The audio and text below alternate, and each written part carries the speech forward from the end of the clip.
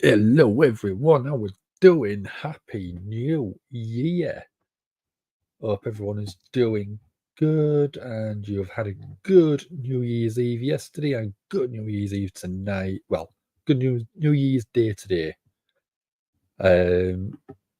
I thought it was actually a bit earlier than it was because my clock was playing up, so I don't know what happened, but I'm here now. That's the main thing. I don't know what's happening with my hair. How's everyone doing then? Did you have a good New Year? Did you get drunk? Did you... I don't know. Did you do anything exciting? Let me know in the comments. I was rearranging the desk. Fraction. There we go.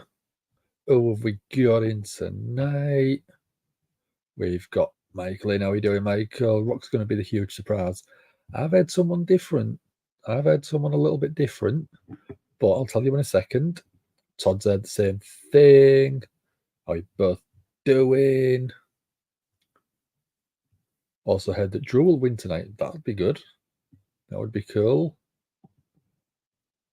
Ready to see if the surprise is The Rock? Yeah, I'm not surprised. Bet it will be. Does mean Rock versus Roman at WrestleMania 40? I don't know. It might just be a big surprise for the day because it is the first episode of Monday Night Raw of 2024. How am I? Thank you very much for asking. I'm doing good. I'm doing very good. I did a new thumbnail. Well, I said a new thumbnail, a new layout. I'm not sure if I like it as much, but I'm still playing with stuff. So you may see a few changes over the next few weeks for SmackDown, for Dynamite, for Raw. We've also got TNA's return of Hard to Kill on the 14th.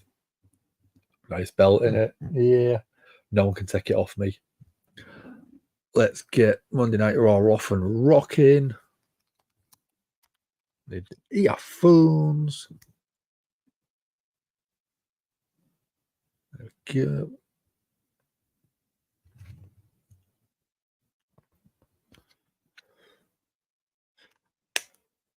And I've got a couple of snacks. Cool Ranch Doritos, they're the best ones.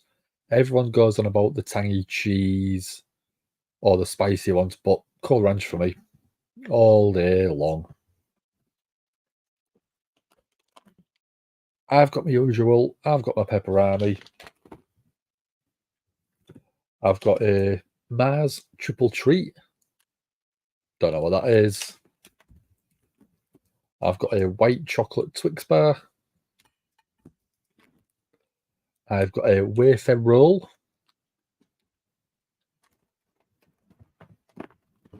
And I haven't opened them yet, so I've got matchmakers, but they are honeycomb flavoured. But they sound quite nice. So I've got chips and a few dips. Good choice. That's the sort of food I think of when I'm watching wrestling. The only problem with a lot of them is because I'm talking, and if I put one in my mouth, I crunch on it, you'll hear that all the crunch. It's not very good sound quality for you guys. So that's the main reason I don't eat chips or crisps or anything that I think would be too noisy while on stream. So I'm thinking of you guys. I have the stuff that's either soft or I know that's going to be relatively quiet to eat.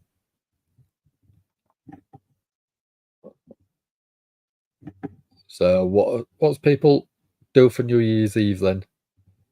Anything exciting happen? So I'm just getting them now forever. I've got them together on the screen. I'm so nice to you guys. You don't want to hear me crunching all night. Even just opening a bag of something, I feel guilty, like a pepperami. I open that up and I go back and watch it and I go, oh, that doesn't sound very good. So I do try and make sure anything that I open, I'm either doing it when there's nothing on and I mute myself for a couple of seconds, or I just have things that don't make much noise.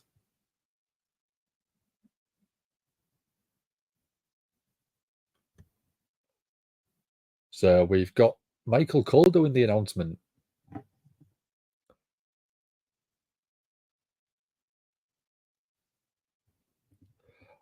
And loved his layout for World's End. Good.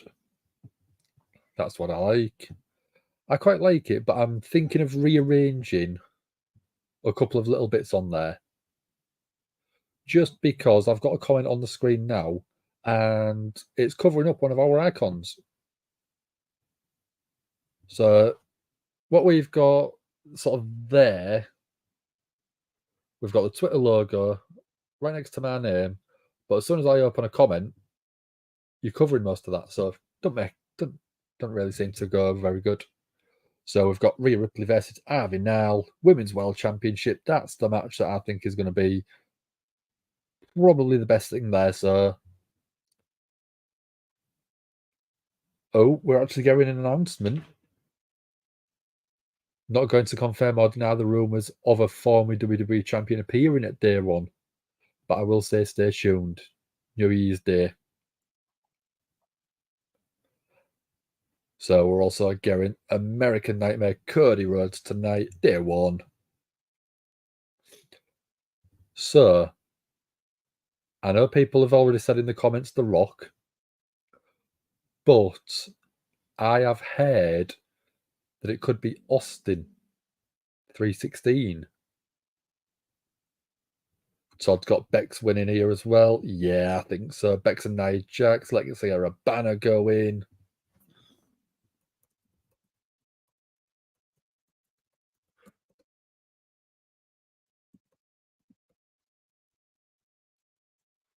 Becky Lynch versus Nia Jax. Where's the YouTube stream? There we go. Start a poll.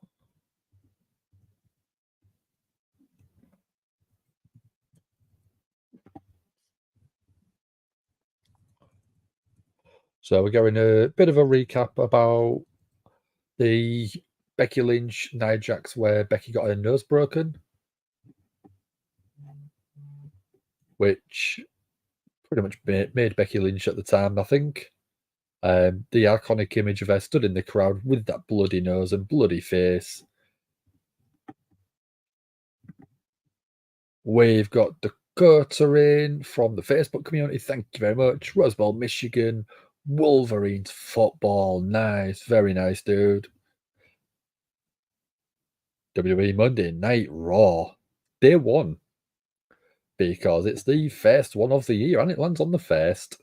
Oh, for me in the UK, it's technically the 2nd of Feb. 2nd of Jan, sorry. But we're going the promo from a couple of weeks ago from Becky, where she went in on Nia Jax being fired. So just got the like on the Facebook from Dakota. Thank you very much. If you do, whether you're watching on Facebook, whether you're watching on YouTube, if you give it a like, we do get a nice animation like that, which is cool. If you're on Facebook, you can always give us the heart like that. So I do appreciate it. Michael's got chocolate brownie butter ice cream. I'm not an ice cream fan, but if it's a matcha tea ice cream, I love that, dude. I wouldn't mind some of that one.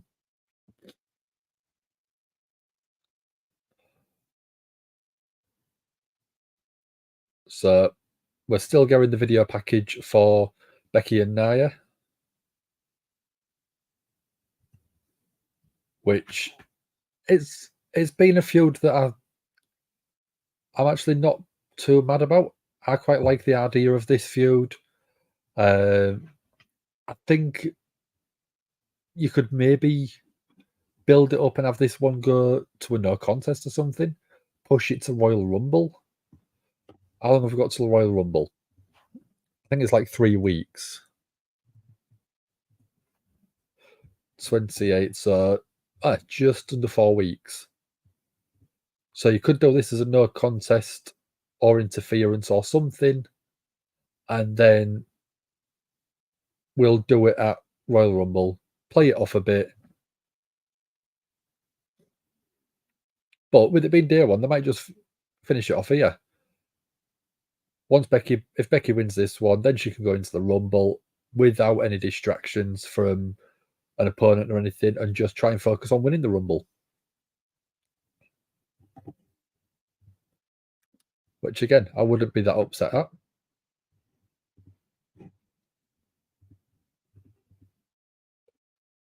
You missed the original Nia Jax entrance theme? Yeah. I quite liked it. I thought it was suitable. Nothingness void, how we're doing. Didn't think he was missing New Year's Raw. I didn't think anything at all, dude. I didn't think anything at all. I knew you'd be here, don't worry. Becky's got a fire look on her face.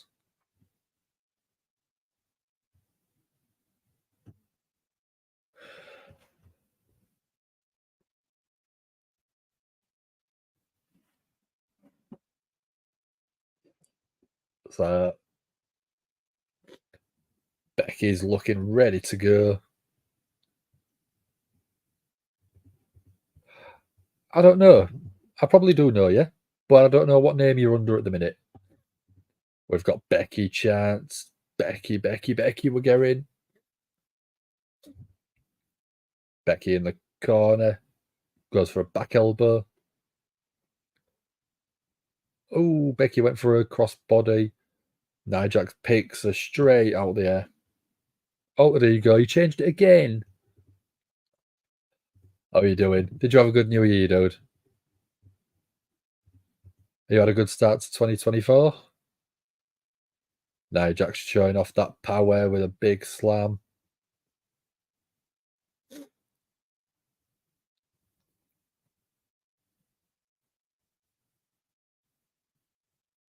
Becky with eating a bit of a splash in the corner from Nia Jax. Yeah, that I'd altered ego for a long time, I know. So when I see someone else with a completely different name come in, I'm going to think, I don't know who that is. But you're here, dude. That's the main thing, isn't it? Nia Jax saying that you've waited 5 years for this while trying to choke Becky on the middle rope.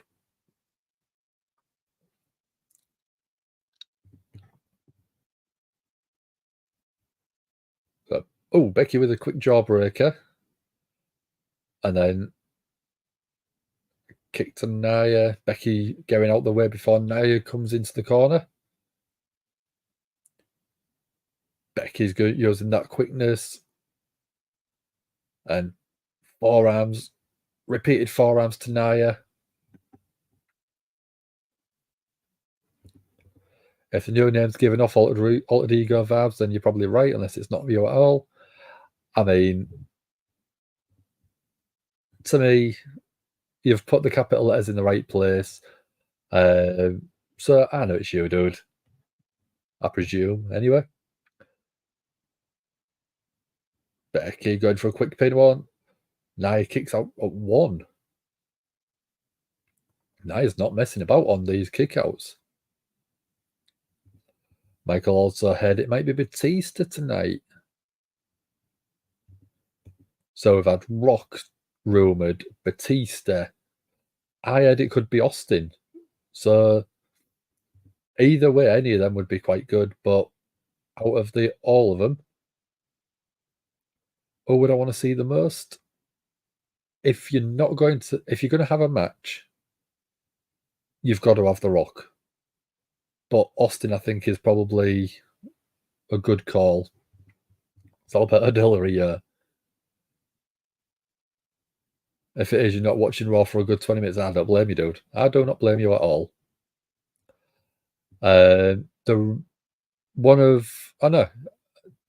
Dom said it could possibly be Andrade, but I think Andrade is completely out there. We got Asin in. How you doing? Happy New Year to you, dude. It was a good evening. I was working all day yesterday, so I got in from work.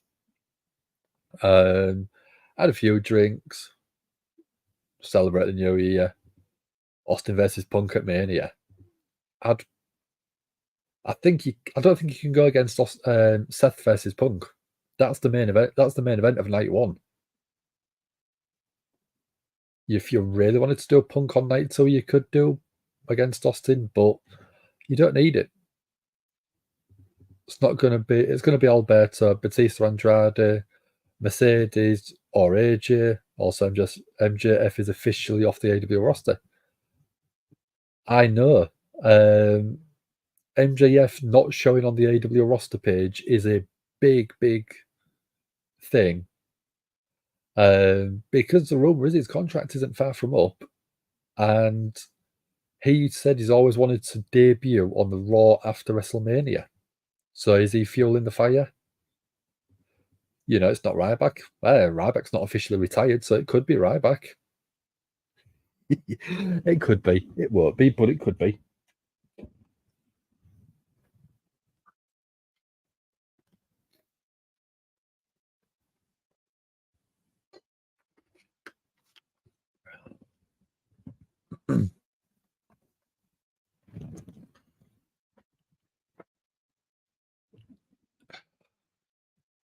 So, what's everyone's New Year's resolutions?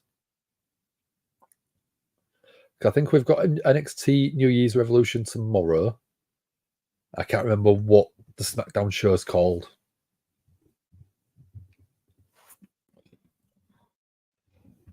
What was SmackDown called?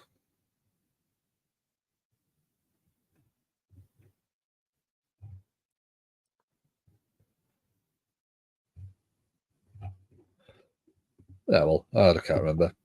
Big E, that'd be a good show. I would like to see Big E back, even if it's not in a wrestling capacity.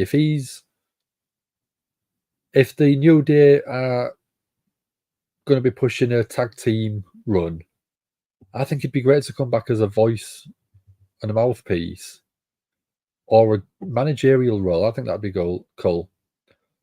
Big E would be great return. Yeah, without MJF, AW could still hold up. Swerve's getting a good pop. Yeah, 100%. Adam Cole's Devil was crazy. Joe's going to be a great champ. Hangman's just that guy. So yeah. I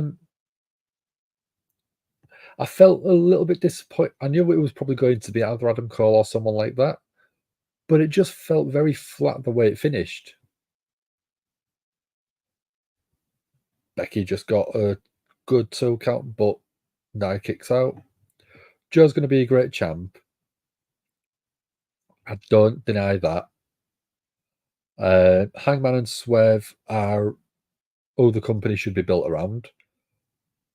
But I just felt the Adam Cole reveal it could have hit a bit more. Mandy Rose would be awesome. Again, there was a rumor it could be Mandy Rose. Can I imagine the pop if Big E shows up? 100%. I think even Andrade would get a big pop, especially after wrestling at the weekend and then appearing so soon in WWE. MJF leaving AEW is going to be a huge blow, but they could bounce back 100%. Nothingness isn't a fan of Mandy. I don't mind her. She was never the best in the ring, but the work she did with Toxic Attraction in NXT was fantastic. Nia Jax just went for a cannonball on the outside, went straight into the barricade. Becky got out the way.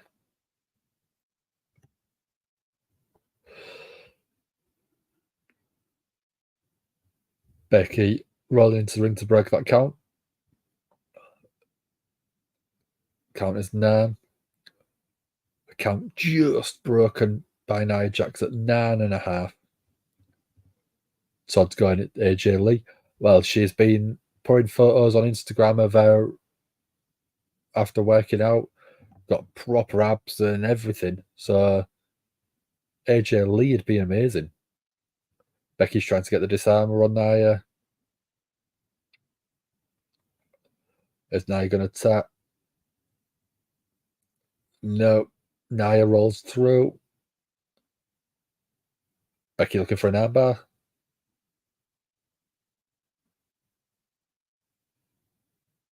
Nia again rolling through. Nia picking Becky up from the armbar. Sit down power bomb. That gets the separation. Becky going 1, 2. 2 count. Nia Jax so close to getting that 3.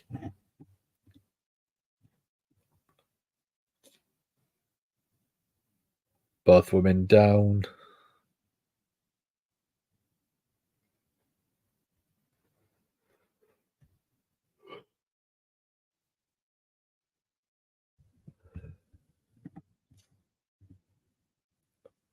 So we're getting Judgment Day as special guests on Miz TV.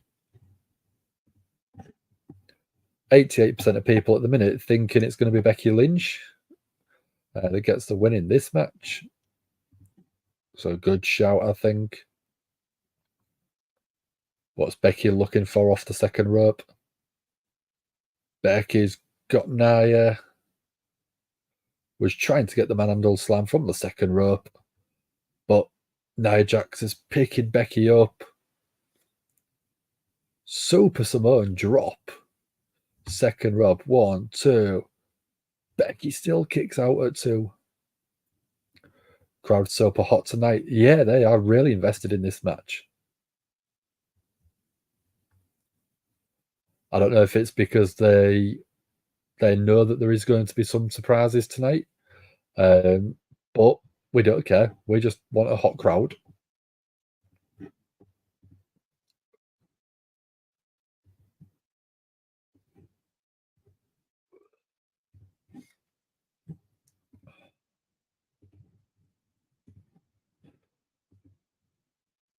So Becky slammed face first off the ring canvas.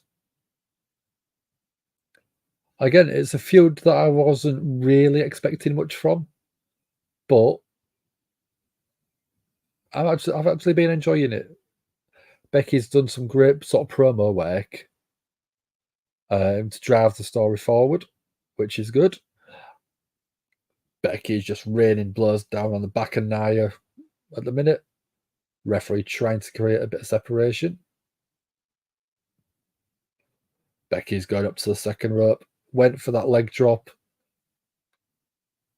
Right under Nia Jax counters that leg drop. Becky just... If you've ever seen a UFC knockout where it's an instantaneous right hand knockout. 1, 2, 3. Nia wins. That's a bit of a shock. I did not expect that. Broken nose again. Could be.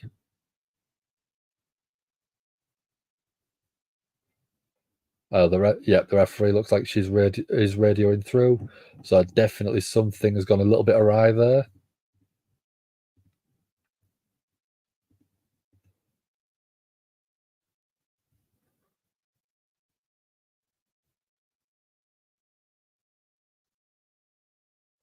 Although, looking at that blood, it's very, very red. Could they have done something cheeky and used something like a blood capsule? We know they've done it with Roman Reigns in the past, but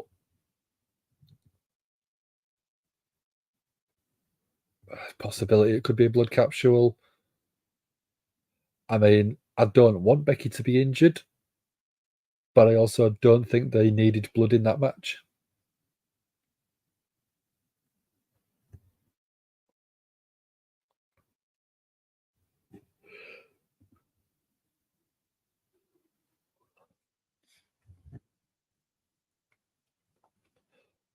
So we're going to recap from 2 weeks ago, the American Nightmare Before Christmas. It was a week before Christmas, and out from my mouth came a warning to Cody that Shinsuke would pounce. You bastard, you cancer, you prancer, you nitwit, you're vomit, you're stupid, your father was inbred. My goal is to see that you're living in fright. Merry Christmas to you. I will be your last fight. Heel Nakamura is absolutely fantastic, especially this version of him. A few years ago, when he had a heel character as the IC title holder, it just didn't. It felt flat. It just didn't have much character work. But this version of Nakamura has been so entertaining, and I know they do the foreign heel gimmick, but Nakamura just pulls it off. He's got more than enough charisma to be able to get away with it, which is what the best thing about him is.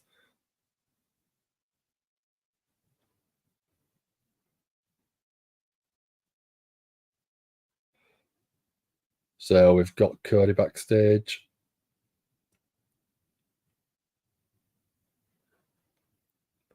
So we're going Cody Rhodes next. So Becky Lynch versus Nia Jax. 88% of people got it right. 11 people got it right. 88% of people got it wrong, which I didn't expect that either. So don't worry. I was expecting Becky Lynch to win, but could that be a way to help push the feud until Royal Rumble? So we're going to SmackDown New Year's Revolution. Michael can't be the only one that wants Trick to win tomorrow. 100%. I think Trick Williams is amazing. If you watched NXT Deadline, I was never a big fan of the Iron Survivor match. Was it Iron Survivor? Whichever the match type was. And that completely changed my opinion. I don't mind admitting it. It was an unbelievably entertaining match, which blew me away.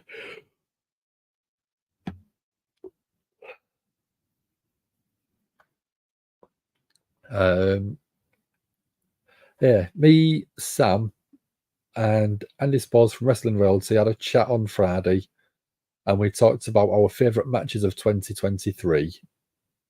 And we had a couple that you'd expect on there. Drew versus Sheamus, versus Gunther at WrestleMania, Omega versus Ospreay, and one of the matches that I put in was the Iron Survivor match from Deadline, because it completely changed my opinion on how good of a match type that could actually be. It's got such a potential that it could be so fun and so entertaining from start to finish, because there's so much jeopardy in there.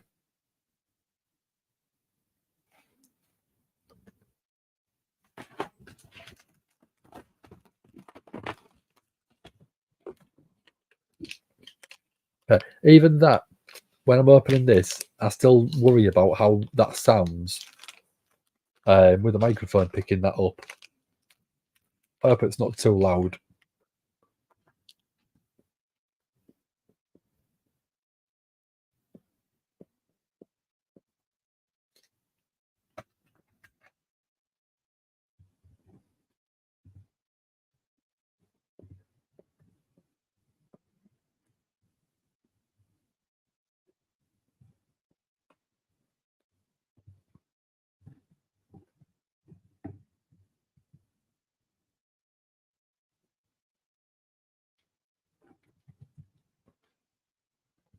Go on then. What is everyone's New Year's resolutions? Is it to get healthy, to get fit, save money? What is it?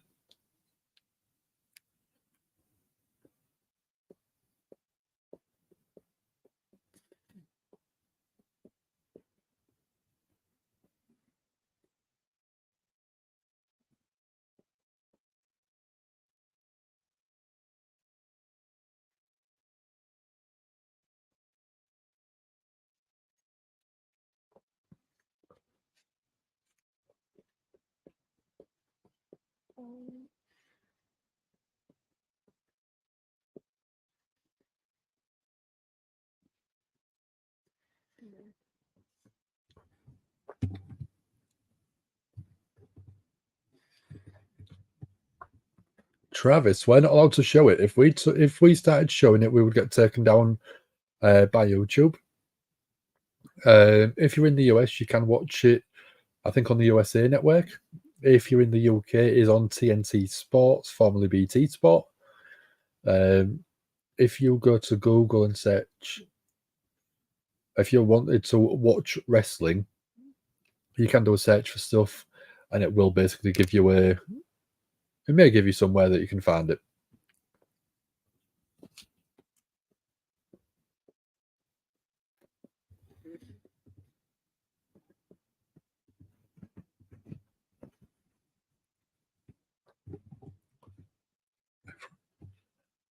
Still can't get over how good of a song this is.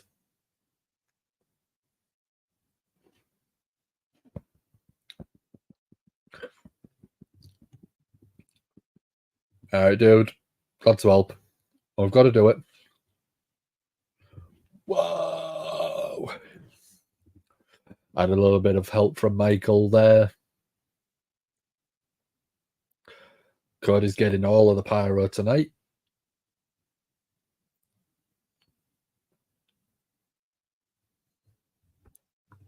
I have to love the Cody entrance, 100%.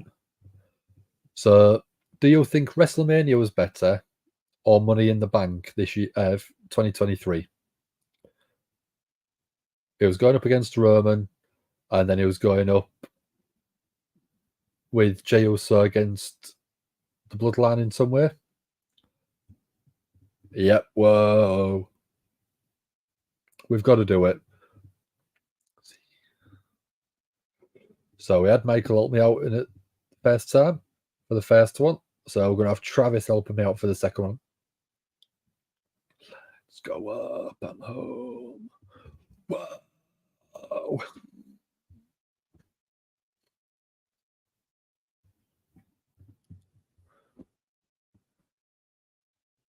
Yeah, Cody's entrance. It's such a hype song, isn't it? You just don't want to sit down. It gets the adrenaline pumping. It's a great song for it. Oh, we've got Cody chants.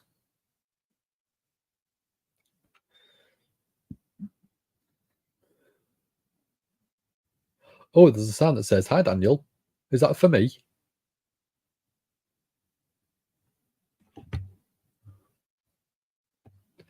So, Michael, what do you want to talk about? Which one do I like, Royal Rumble or Fastlane? I've always been a big Royal Rumble fan. I love the Royal Rumble match itself. It's so much fun. You just never know what's going to happen. There's always some good surprises every so often. So, Royal Rumble for me. What about yourself, dude? Do you prefer Royal Rumble? Do you prefer Fastlane? What else is it you prefer? Because I quite like Money in the Bank. I've always been a Money in the Bank fan as well. Money in the Bank, even from WrestleMania 21, when it was the match actually there at WrestleMania for the Money in the Bank briefcase, that was still great.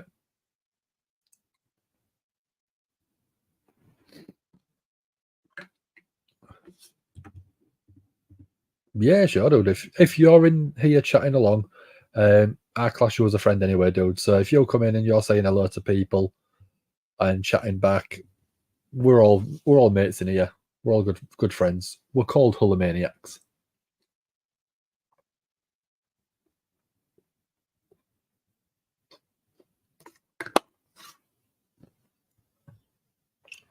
So who do we think is going to win the Royal Rumble this year then? People think it could be Cody to get the match against Roman. I think it could be probably CM Punk for the match against Seth. Which do you guys prefer? Or would you want to see them win the Royal Rumble? We're going Cody chance again. Michael's got Punk winning. I would be going down that road myself.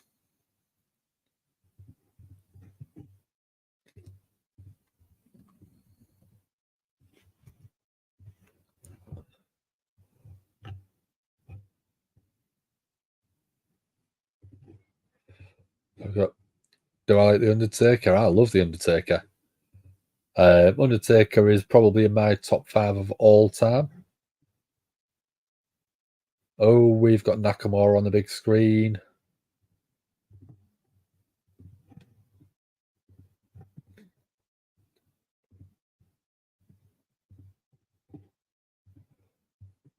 Nakamura saying, never thought it would be so easy to get into your head.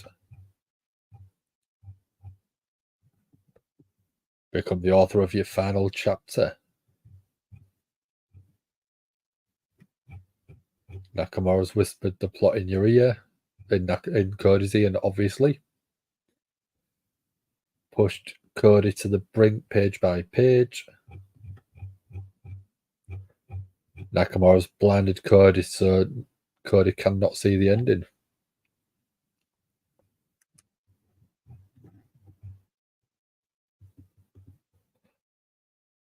Cody's story doesn't end tonight, says Nakamura.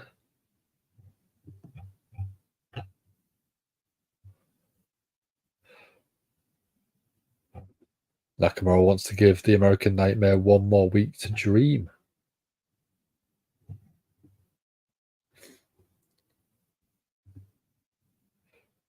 Nakamura become what Cody could never be.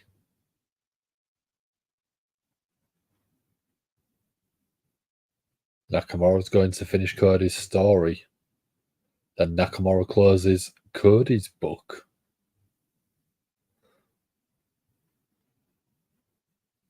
That was a cool promo, and then a red mist.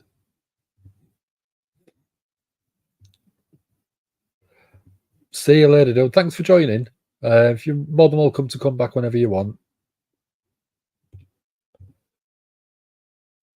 Todd's going with Punk to win the Rumble, however, going with CM Punk versus Drew. Okay. Punk beats Drew to set up Seth versus Punk.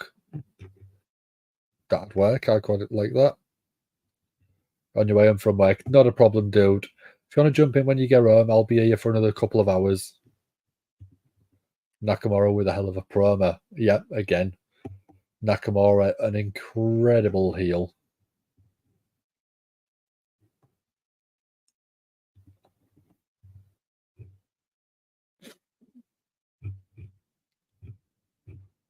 So, going to recap of 2 weeks ago, we had the tag match. We had Cody return, Kofi Kingston, or Kofi Christmas return as Santa.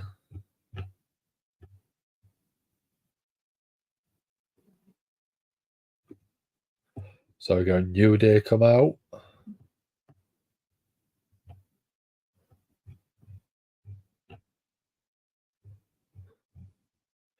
So, we are going Kofi come out.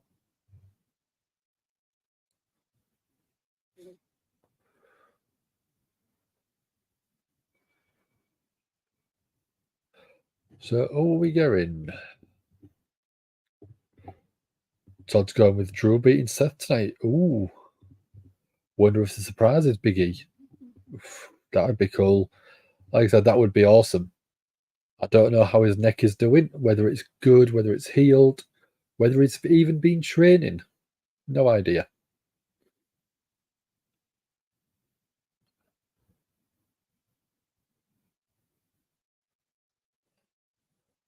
They're going jail, so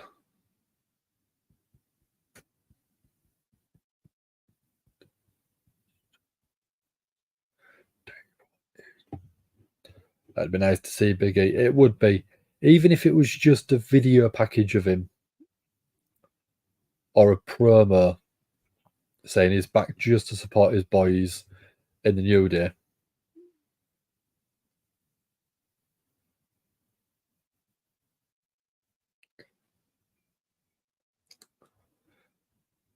So we're going Kofi and Jey Uso going up against Imperium. Let's get a poll rocking.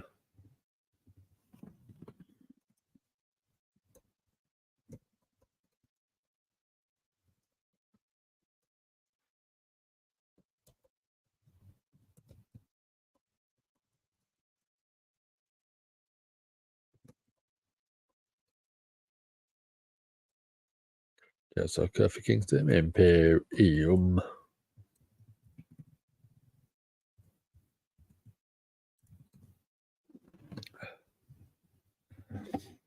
There you go. I've thrown the poll together for you.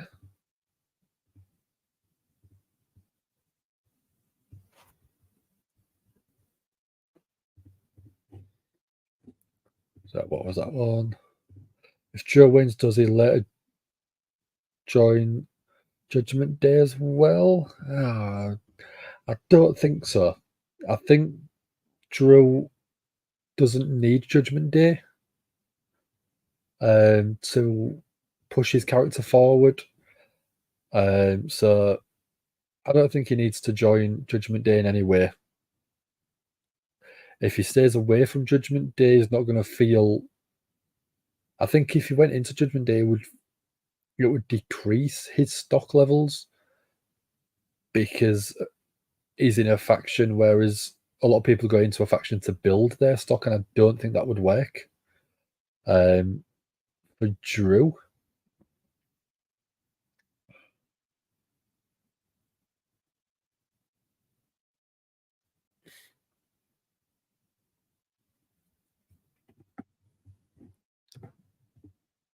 so everyone at the minute is thinking it's Jey Uso and Kofi.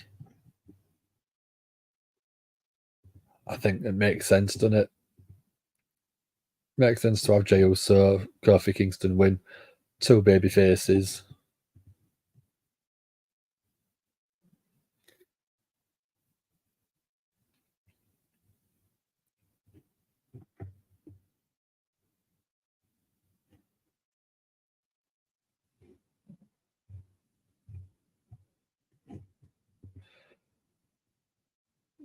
So yeah, what do people think of this layout? Do people like it where we've got the social media logos at the start? I don't mind it, but I'm thinking of putting a colour background on there, making it a bit fancier. I think anyway.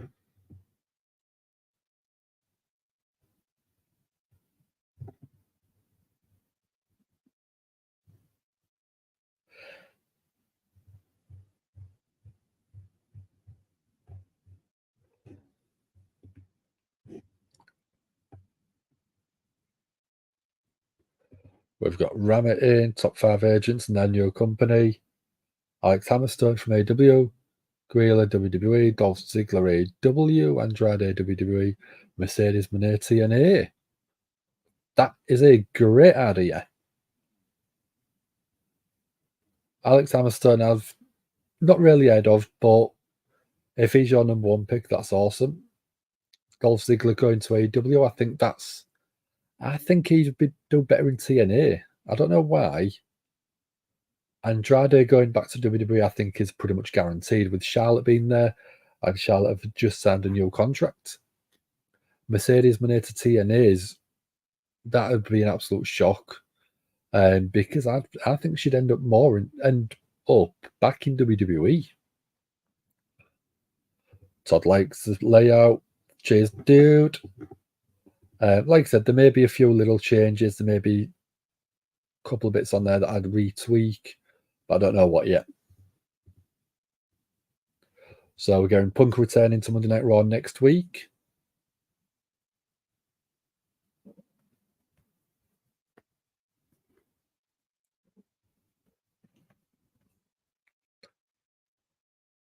So we've got Jey Uso still hyping that crowd. Jey Uso teaming with Kofi Kingston to go up against Imperium. Michael's got to go, not a problem. Thank you very much for joining, dude. Have a good rest of your New Year's Day.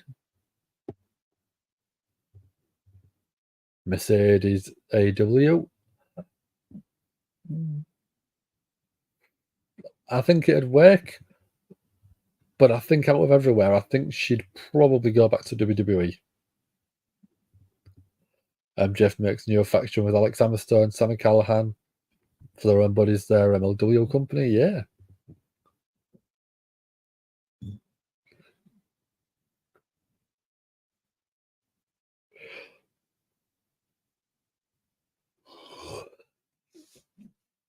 Oh, yeah. Gunther's just become a father. A few days ago, his wife had a baby. Used to be Ginny in NXT UK.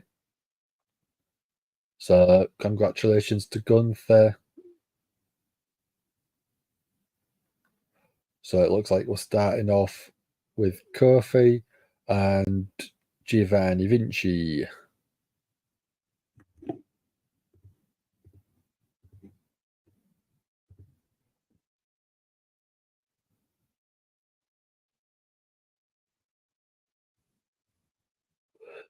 So, Kofi, beautiful, quick splash.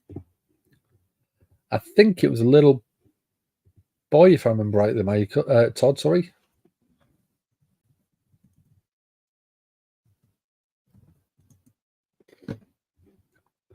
Let's double check.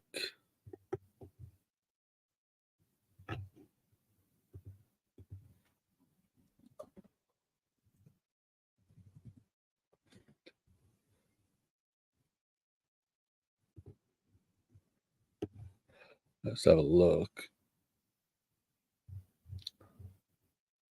Yep, so Gunther's just had a little baby boy. So, yeah, congratulations to him. Congratulations to his partner, Ginny. Enjoy those sleepless nights. Mercedes Moné going for Trinity Fatto in TNA. That'd be interesting because they're both obviously ex-WWE.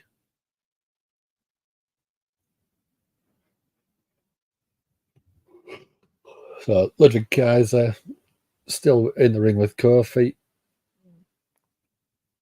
Stomping down Kofi in the corner.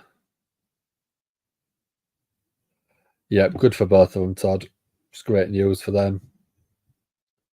Kofi, oh, beautiful. Was whipped across the ring, jumped onto the second ropes and got a good drop kick. Kofi off the ropes, but oh, Vinci grabbing the ankle. And Gaza takes the advantage, throwing Kofi into the turnbuckle. Double team by Imperium. Double drop kick. So Imperium with the upper hand as we got back into a commercial break. Worst days are coming for Adam Cole and his Devil Mask faction. Yeah, it was Kingdom, I think. Wardlow. Can't remember who else. My eyes feels really dry tonight.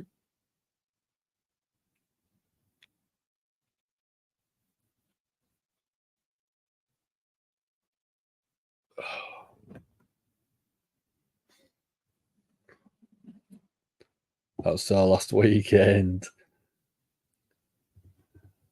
It was so last year, Todd. So last year.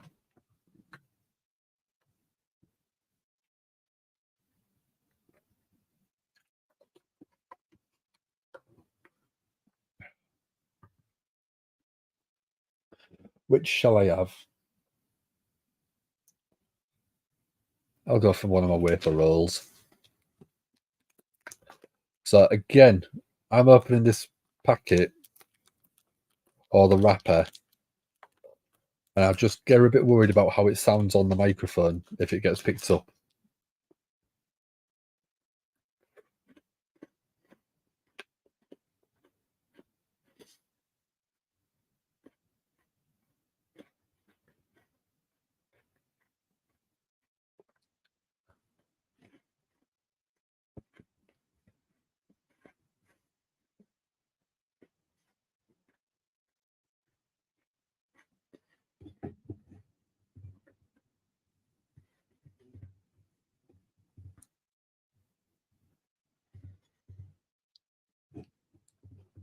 No, I'm good. Okay.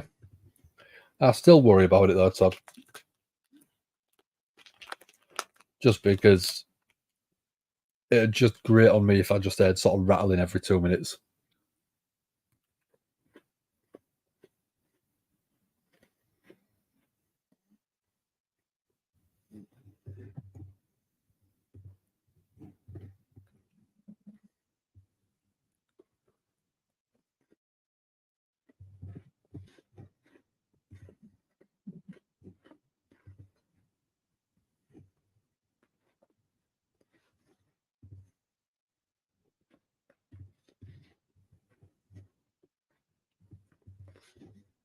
I'm still waiting for your guys' New Year's resolutions.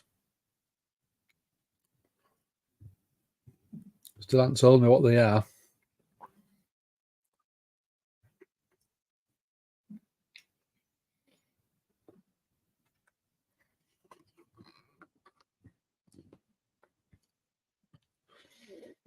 Once you've told me yours, I might even tell you mine.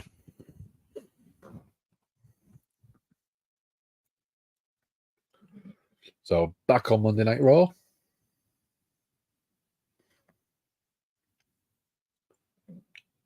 Kofi is still in the ring.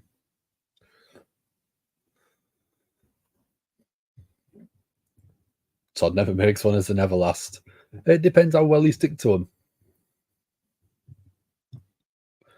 Tony Khan doesn't give attention to the women's roster.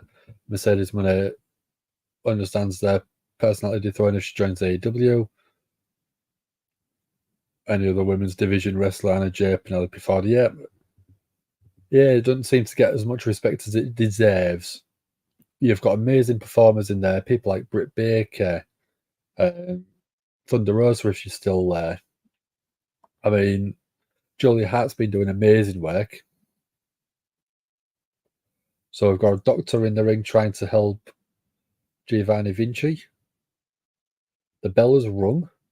What's going on?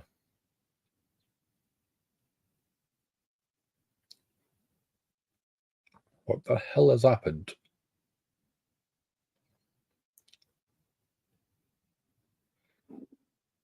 So the Usos and Kofi have won the match. What?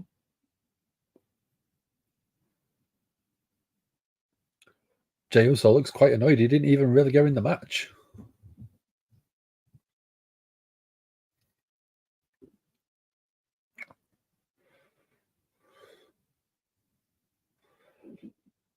By the sounds of it, this is legit injury.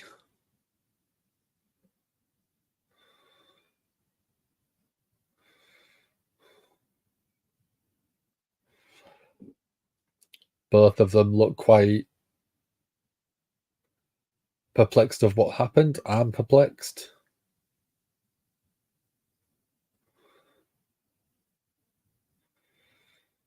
Let's see if we see what happens. So Kofi, Kofi hit a drop kick as Vinci came off the second rope and looks like it could be a concussion. Best wishes go out to Vinci. Make sure he's okay. Look after him. I know the WWE team will. Tony Khan makes Ruby Soho character hilarious. Ruby's amazing anyway. Ruby's fantastic, but she deserves a lot more.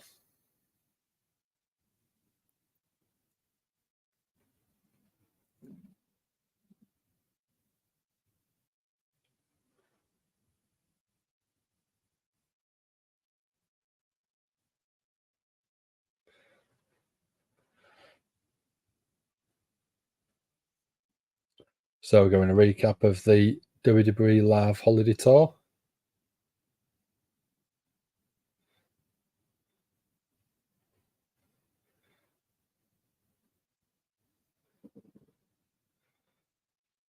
So there's been quite a few places over the past few days.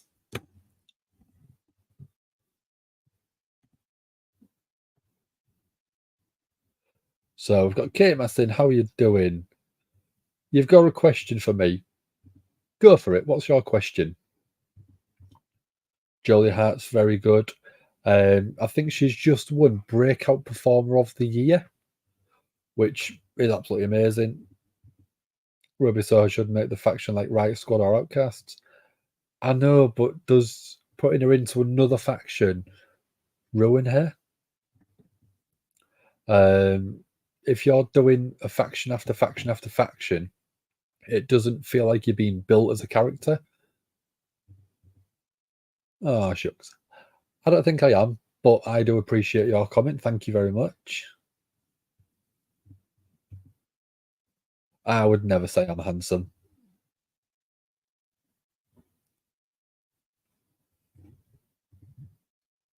So we're getting Miz TV with the Judgment Day.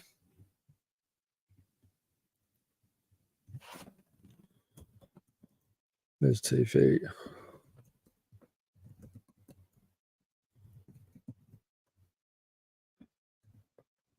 Miz TV. We are going in with the Judgment Day. They've already said that, so there we go. Julia Hart. Yep, that is top star rating by Sports Illustrated or ESPN Illustrated. Sorry. Yepers. What two, Todd? Julia Hart. Yeah. It's a good job. Sassy's not in tonight. She'd be turning the TV off. Miz is on TV, so we miss Sassy, don't we?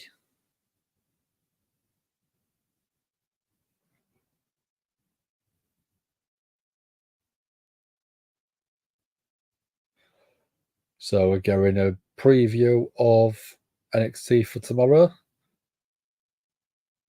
Blair Davenport versus Lyra Valkyria. We're getting Ilya Dragunov against, I can't remember who it was. Oh, Trick Williams, sorry. Yeah. NXT's New Year's Evil, which should be a great show. I reckon that'll be an absolutely spot-on show, as always.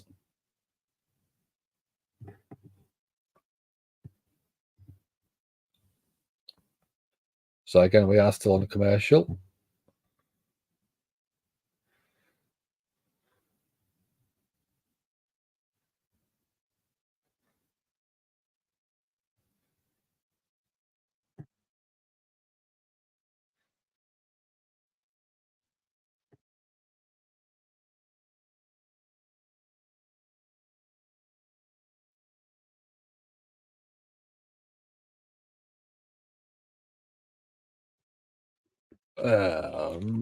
We're an hour in.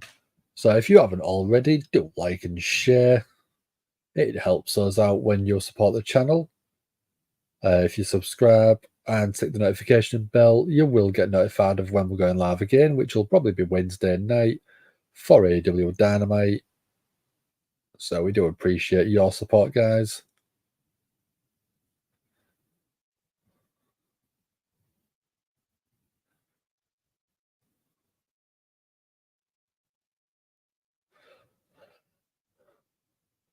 I might go and make a cup of tea in a little bit.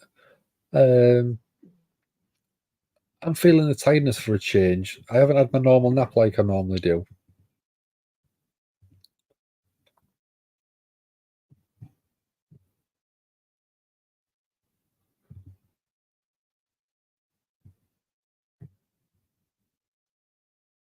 So it says we've got 7 people watching on Facebook. So if you haven't already, chuck up on YouTube. Sorry. So if you haven't, chuck a message in the chat. Let us know what's going on. MJF's under contract till 2027. They're going to holiday for 2 to 3 months. After the return, they'll get vengeance with Adam Cole. I think that's a great idea. If you take MJ off the roster page now, it's going to create intrigue of has his contract ended and he could be going to WWE. But we don't know. So it's a great proposition from yourself, Ramit. So thank you very much.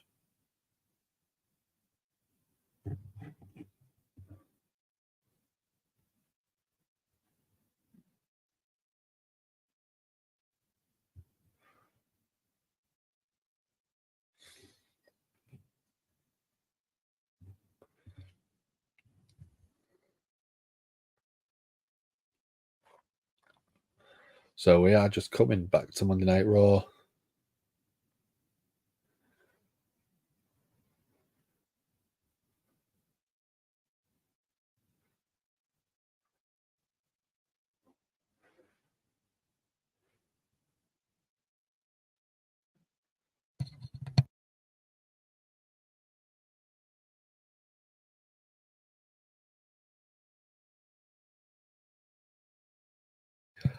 Just had a little bit of a sneezing fit, but I'm good.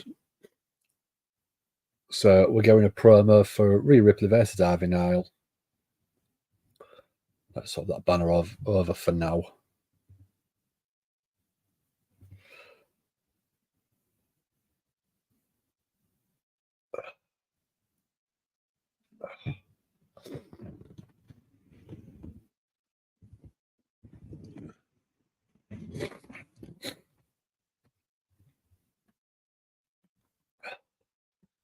So Ivy Nile saying that she loves to be seen as the underdog because she enjoys it more when she beats the odds.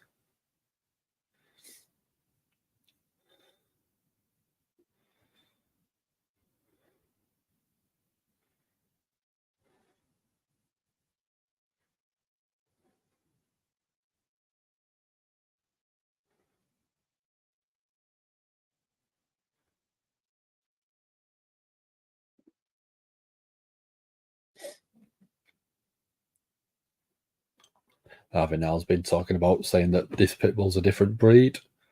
She's training in the back, using the Creed brothers to help as the way for as some gym equipment. So Ivy Nile versus Rhea Ripley for the Women's World Championship later on tonight.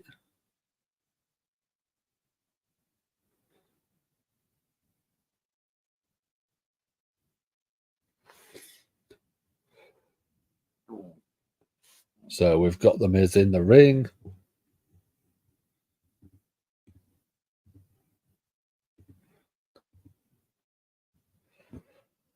So let's see who's actually going to turn up, and there's probably going to be a scrap in there. There's probably going to be a fight.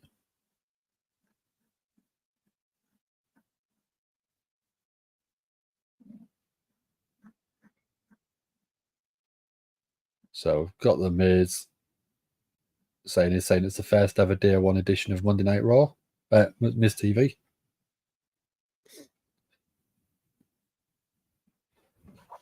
So Miz has some speculations about who the former champion could be.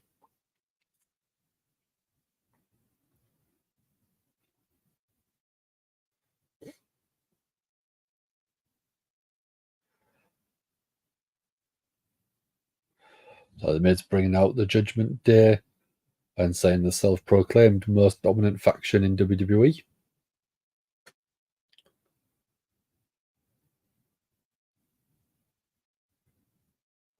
How many members are actually going to be coming out, do we think? Is it all of them? Or will it be all of them without Rhea because she's preparing for a match?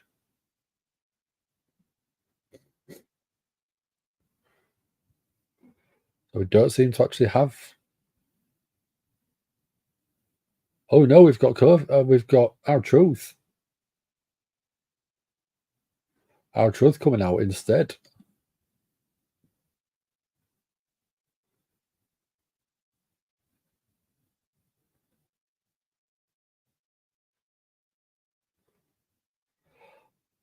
So Miracle on 34th Street fight from 2 weeks ago.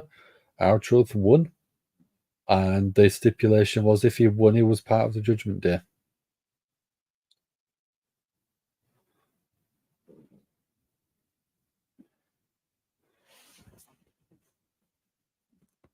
Crowd right behind R-Truth.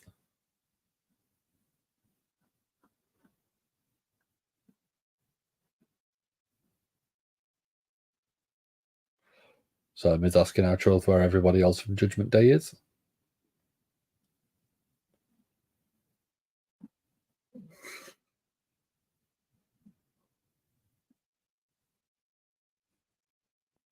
R-Truth is probably one of the best things on WWE.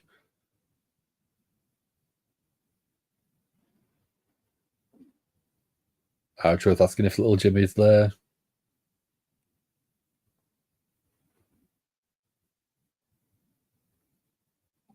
R-Truth has been waiting all year to say this. All around for the Judgment Day. I mean, in the US, you're only, what, 20 hours in?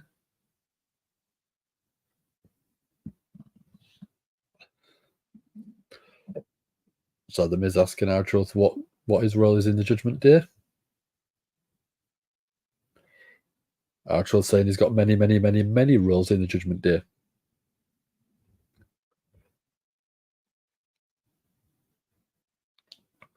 So R-Truth has been doing admin work.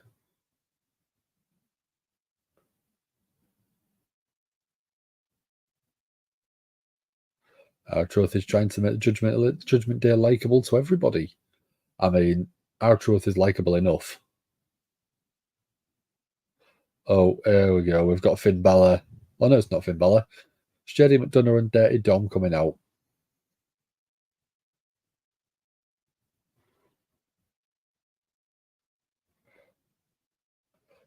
McDonough saying that R-Truth isn't doing anything for the Judgment Day. Dirty Dom goes to speak, and the boos increase.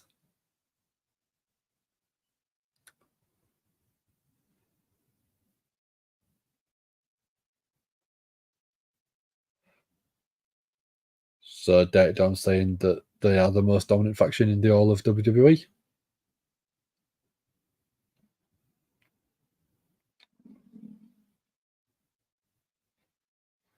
So R-Truth talking about Dirty Dom getting booed in his own hometown, which is true.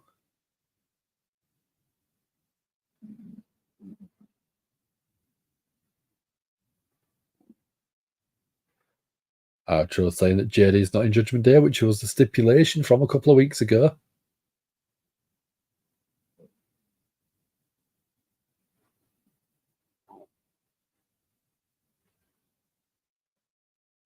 Miz is reinforcing that point.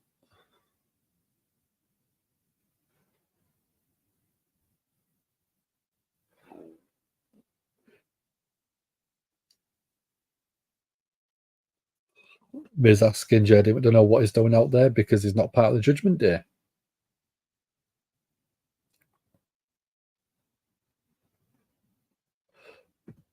Dirty Dom's tries saying stuff, but it's super loud. Boos are ridiculous. Okay, boos at first was filled in, then the audience joined in. Yeah. I'm not surprised. But how are you doing observing? You having a good day? Did you have a good New Year?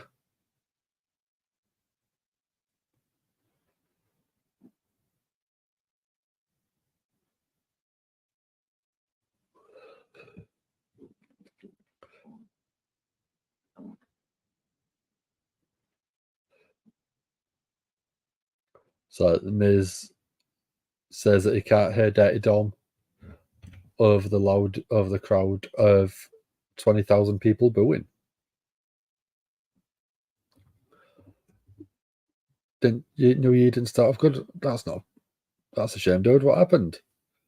Hopefully it only goes up. But if it started off bad, then hopefully it can only go up, can't it? Man's great, man's alright. I'm sat here on the 2nd of January watching wrestling and getting to chat to you guys. That's what I enjoy doing. You know that.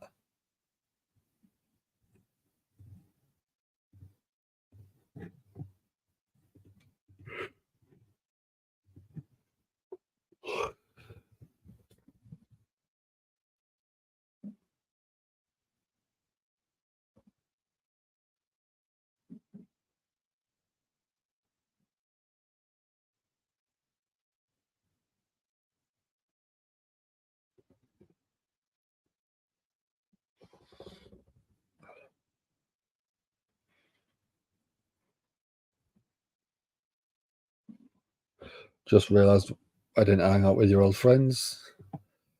Sometimes you've got to cut the phrase that I sort of want to use is cut the fat. You don't have people that don't sort of bring something to your life and you're not bringing something to theirs. Me, Dom, and Sam, Andy all chat and hang out because we've got that mutual interest in wrestling. we have good chats, and we all bring something to each other's lives, I hope.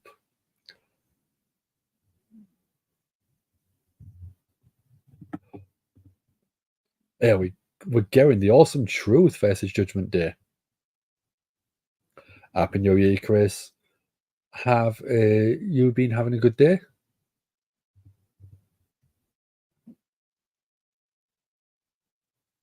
Outro's been amazing.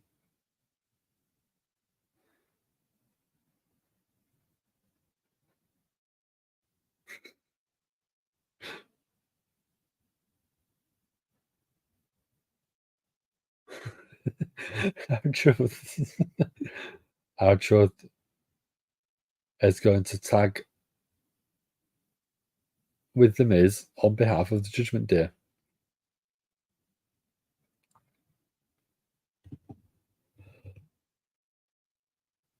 Used to hang out previously, but the vibe became weird as you got older.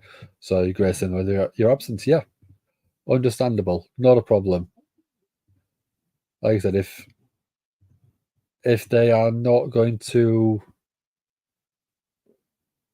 I don't want to say appreciate anything, but if there's no reason behind the relationship between your friends, there's no point being there. Do I think Roman will drop the belt at Mania 40? 100%. Cody's finishing the story. I did sort of have a chat with a couple of the guys a few days ago, or a couple of weeks ago. I can't remember how long ago it was. I'm quite tired. If you look at the WrestleMania main events that have happened, let me just load them up so I can go through them.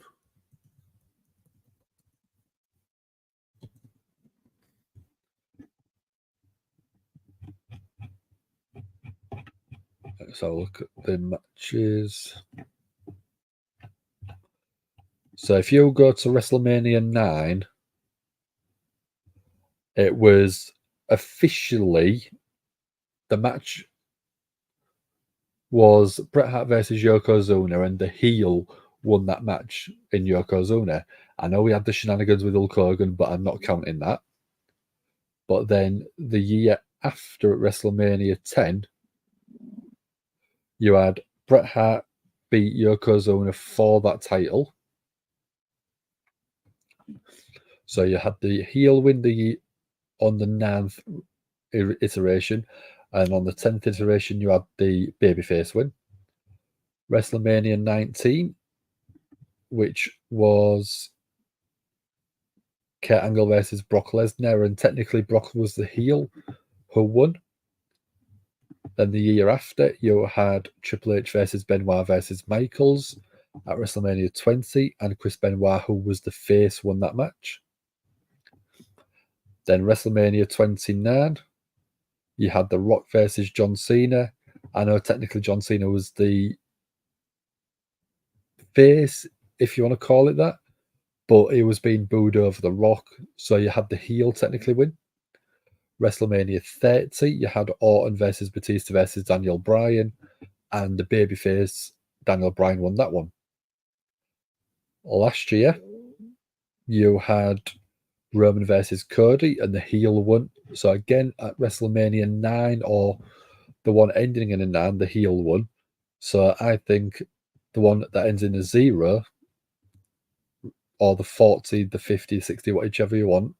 So WrestleMania 40, the face is going to win. So I think that's why it will be Roman dropping the belts to Cody at Mania. If it wasn't for Jimmy versus Jay, it'd be Roman versus Jimmy at Mania. Yeah.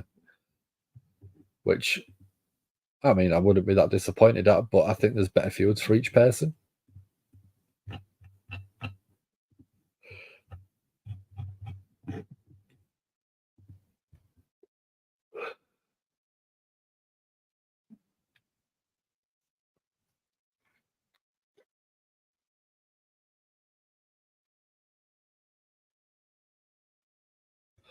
So we are actually on a commercial break still, so there isn't much actually happening.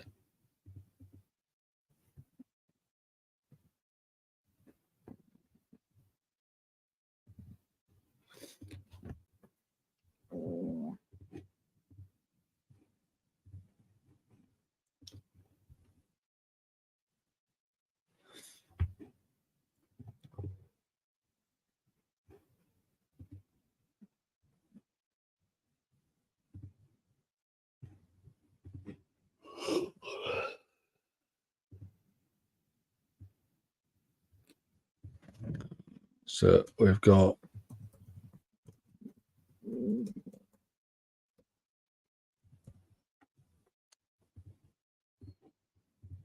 let's get a poll going for you guys.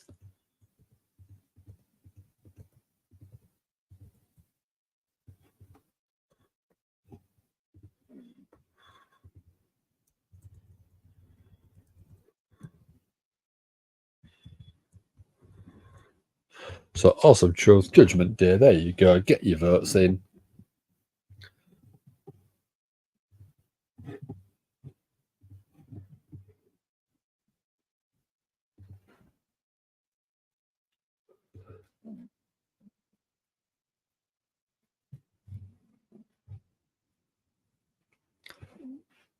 So we've got Miz in, working well, very well with our truth.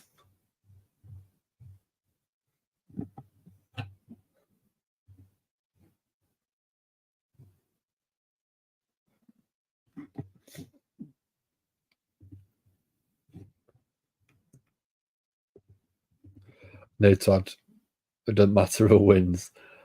Well, I mean, it doesn't really. Our truth, beautiful corkscrew crossbody.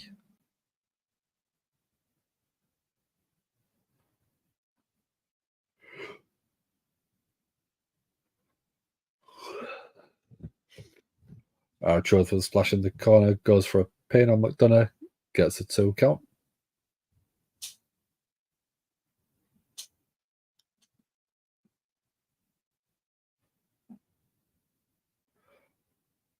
Our truth trying to tag Dom on the outside.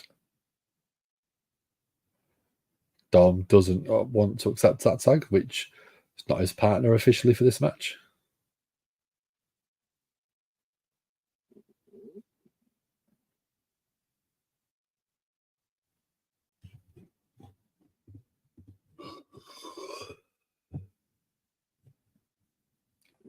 So in comes Dom, 619 to our truth.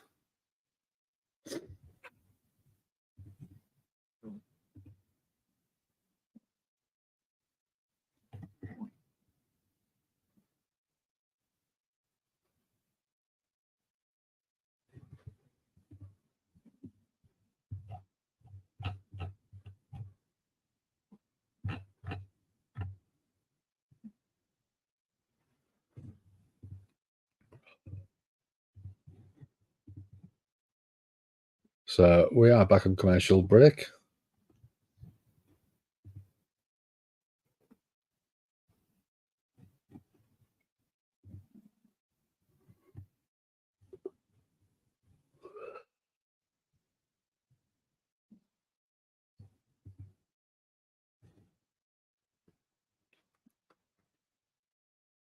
So I've been asking people, and no one's actually answered yet, about New Year's resolutions.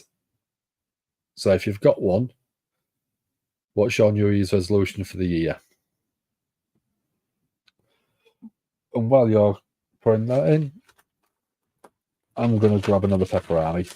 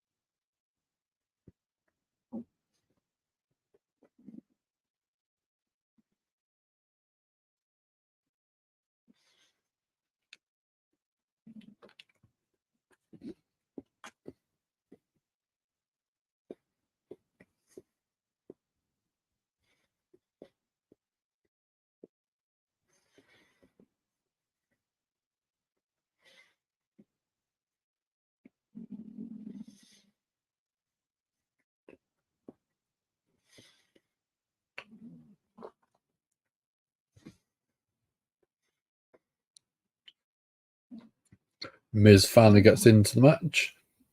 Just hits a crossbody on McDonough off the top rope. Gets a 2 count.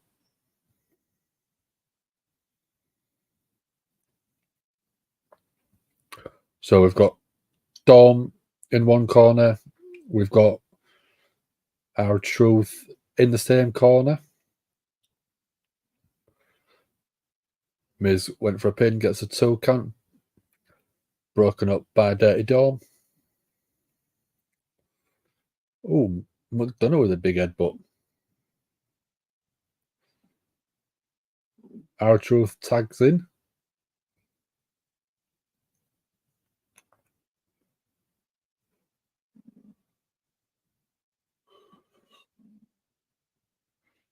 I'm going to call what's going on. It's hilarious. So, McDonough and Dirty Dom have now said to punch the Miz.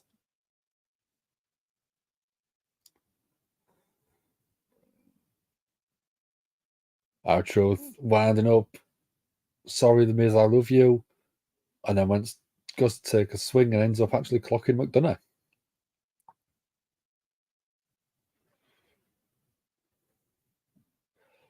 Skull crushing finale from the Miz. 1, 2, 3 count from the Miz. So observing like how the Miz doesn't find R-Truth suspicious for failing a heel turn. Yeah. Never seen someone fail in a heel turn. Gotta love R-Truth. You've got to. To me, he's a certified Hall of Famer. He's that entertaining.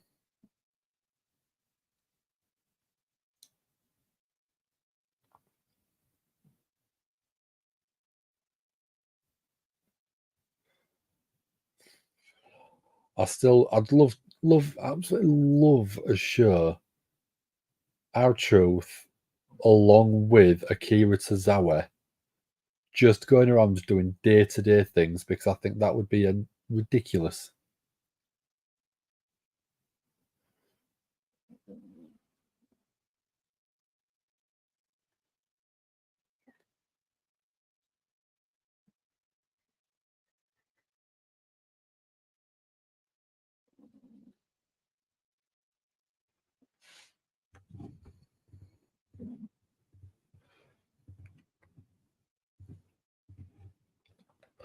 I mean, 75% of you got it right on the poll. Thought it was that awesome Truth that would get the win.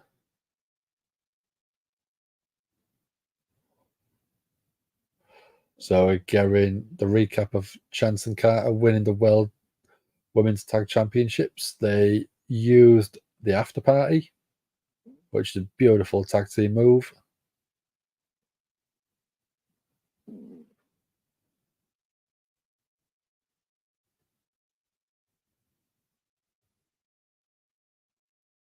So we're getting a video package of Chance and Carter at a club with the tag titles. Oh, Chelsea Green and Piper Niven are coming through.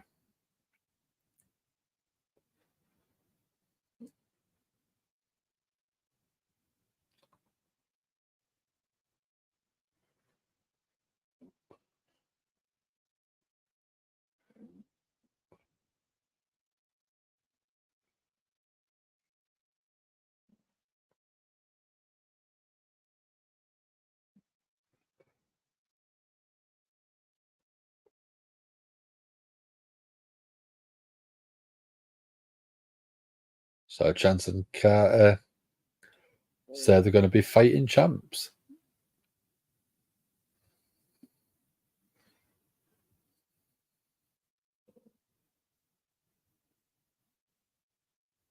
Which should hopefully mean we get to see him quite regular. So we've got Ivy Nile coming out. So we're going Ivy Nile and Rhea Ripley already. Yeah, we are.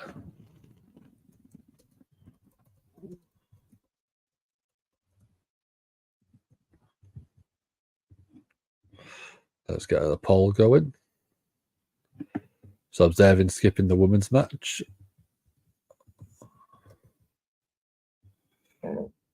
You agree Rhea wins? I think so.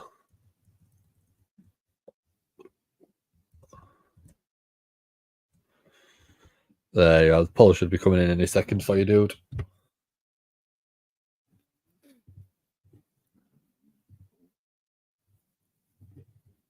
Someone's agreeing Rhea wins, yeah.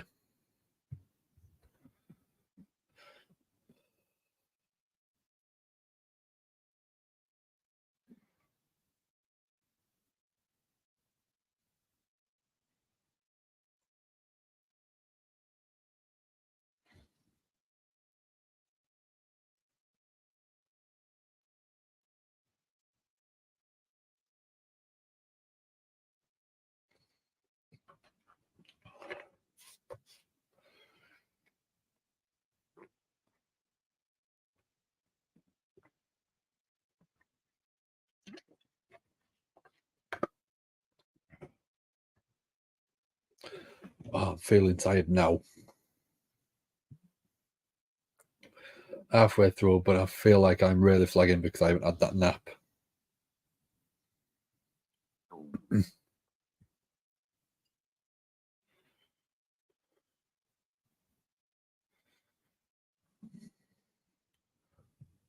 Rhea will hold it until Jade is ready to take it. I don't even think Jade will take it. I think WWE are a bit disappointed in the development level that she's at. I think you might be looking at Rhea versus Becky at Mania.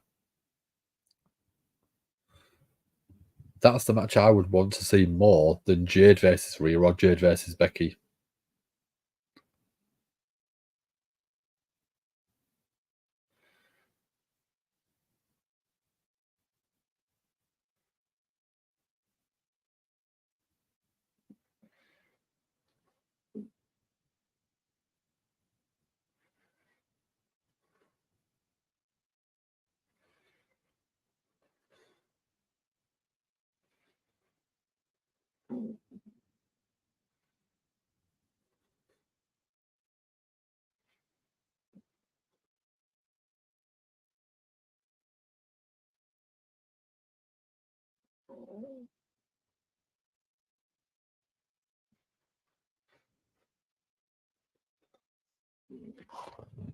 So we are still on commercials.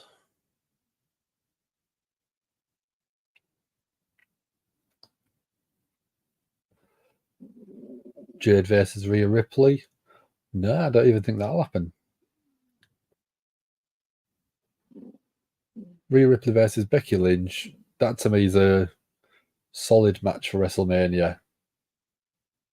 They might put Jade in there somewhere, maybe with like the Women's Battle Royal. But I don't think Jade is ready by far to be having a singles match at WrestleMania.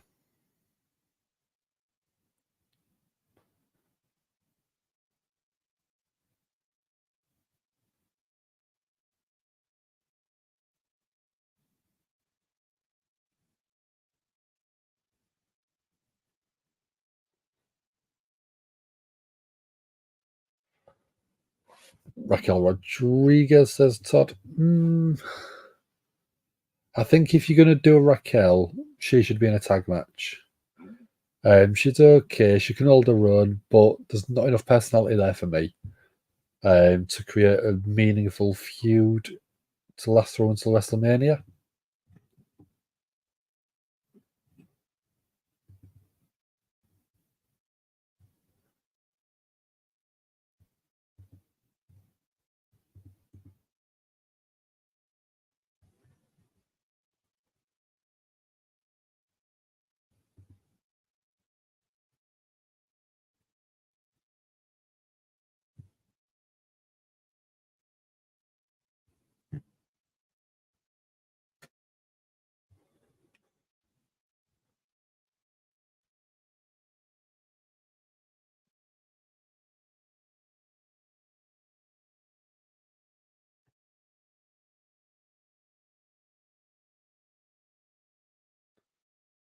So we're getting promo video for New Year's Evil from NXT tomorrow.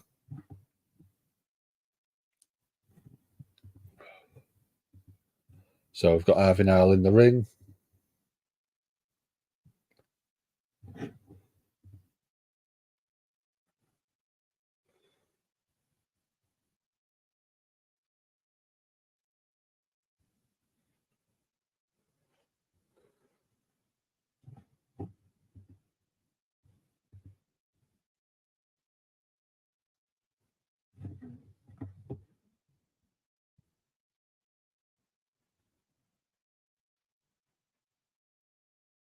So we're going a Rhea Ripley video package.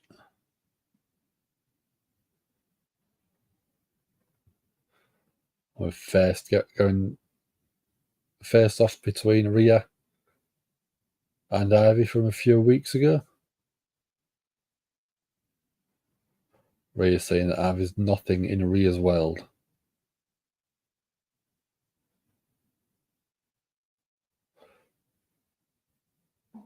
So we've got Rhea music hits, and she's coming down to the ring. I still think this theme is a bit of a banger as well.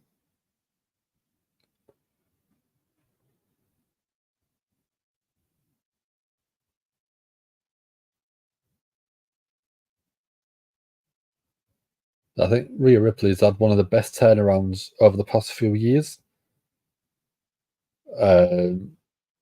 She used to get called the Charlotte ripoff, but she's created her own character. She's created her own personality and style. And to me, she looks just as good as a champion, if not better than what Charlotte Flair could do with the same title, I think.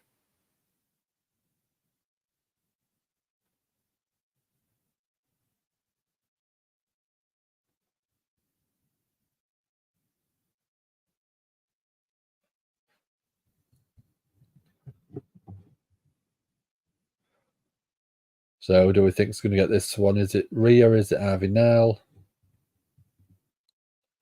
So, we've got a couple of votes, and they're already saying Rhea, which I'm not surprised. Not surprised at all.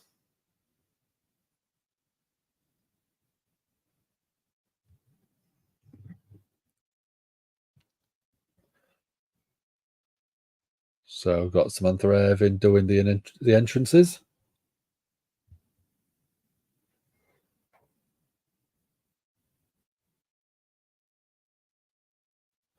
So we've got 10 people in. Thank you very much for joining. If you haven't already, like and share the video, subscribe to the channel. It does help us out, as you all know. Tick the notification bell so you know if we're going live and when we're going live for the next time. And stick any comments in the chat. Keep me entertained.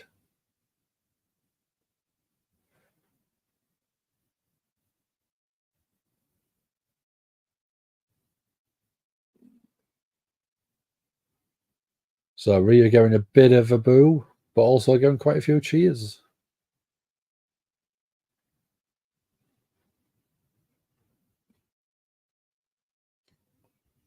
So having now trained in MMA Jiu-Jitsu.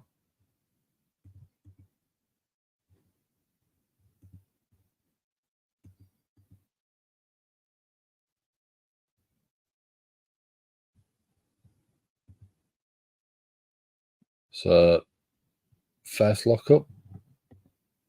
So we're going to get the upper hand. Presume probably, but I haven't now shown that strength. Managing to push Rhea back a few steps.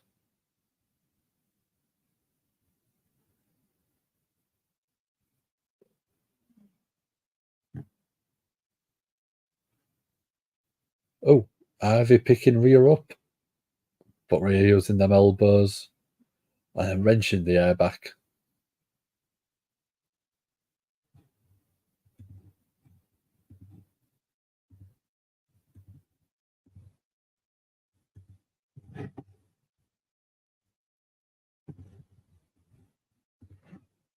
So we've got Misfit in. It's official after his 95-year contract expired with Walt Disney.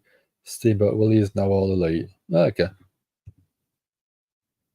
So Rhea tossing Ivy Nile to the outside, but Ivy Nile with a big forearm. Ivy up to the top. crossbody from Ivy. Only a 1 count for Ivy Nile. Oh, Rhea with a big boot.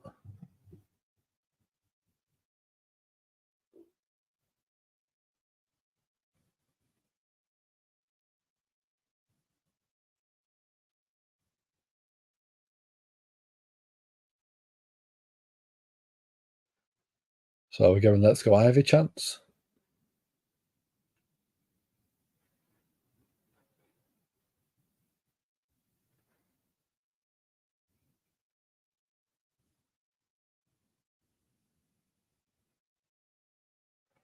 So Rhea is saying that Ivy Nile is nothing. Oh, Ivy Nile with an head scissors takedown, trying to sort of build the pace up. Slam from Ivy Nile with the leg hooked.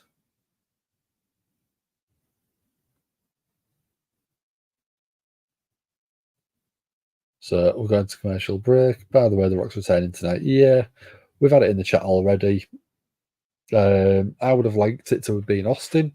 A couple of people said Big E. We had a giggle and said people like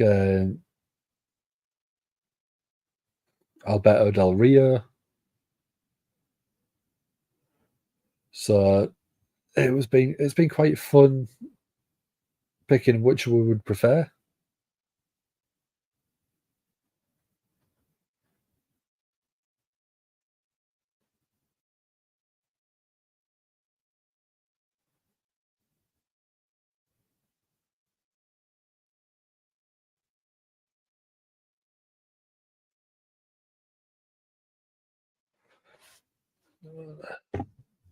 So we're on commercial break at the minute.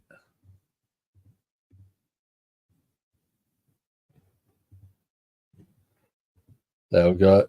Todd wants AJ Lee back. Again, I think I would like AJ Lee to return. She has been going to the gym, so she's been showing her workout photos. So there could be a potential of AJ Lee returning. Maybe not tonight, but maybe at the Royal Rumble. I think that'd be quite cool.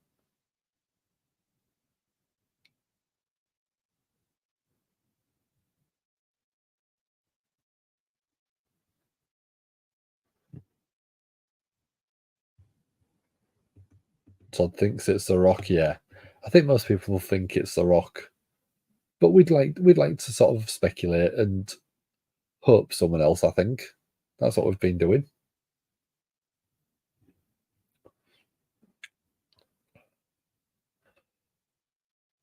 So we are still on the commercial break.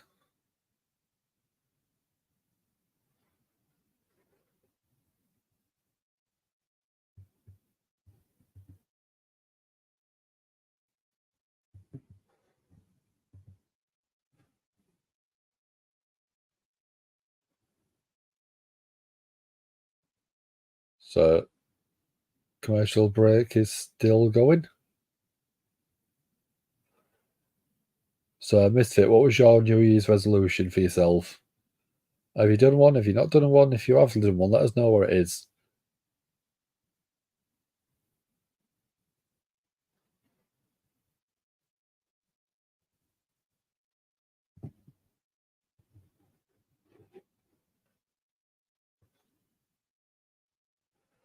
So the commercial break is still going on.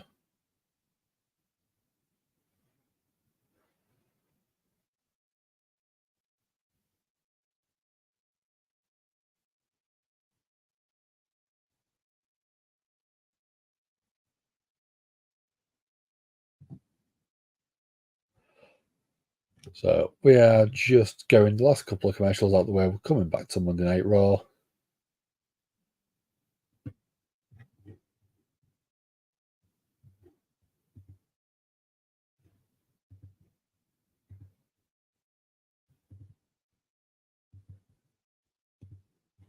So we're starting off. We've got Rhea with submission hold on Ivy. Rock and Roman at the chamber to get out of the way. He can still do Roman Cody at Mania. That's what I think is happening. I mean, that does make sense. It's, in all honesty, it's a waste of The Rock to have it at Chamber, which I don't see happening.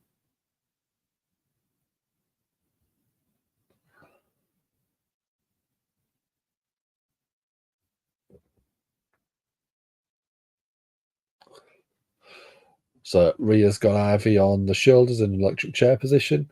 Ivy escapes. Rhea gets a German suplex done. Ivy now trying to get back into the ring to break that ref count. Rhea still looks roughed up on the outside.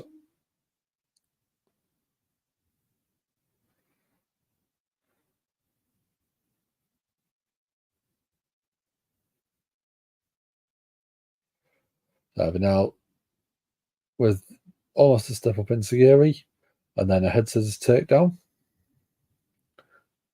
Ivy now seems to be generating some momentum.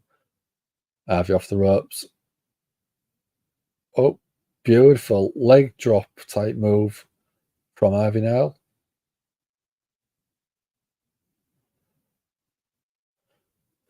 So Ivy Nile obviously coming from NXT with the Creed brothers. Creed brothers have been having a good few weeks on WWE Monday Night Raw. So Ivy whipped off the ropes. But beautiful tilt-a-whirl DDT to Rhea Ripley.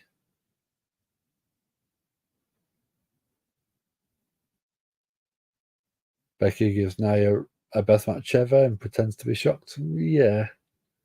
I mean, Rhea giving everyone a good match is pretty much standard these days, I think.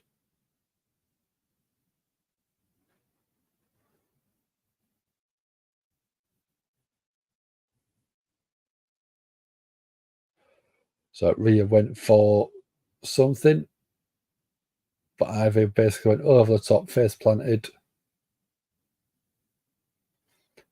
Headbutt from Rhea.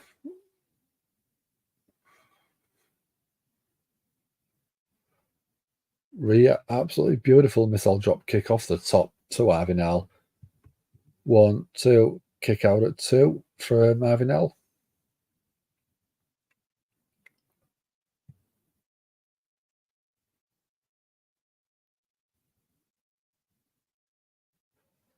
Misfit doesn't want to hear about people. Doesn't want to hear people say about Becky not putting people over. Exactly what she's done tonight.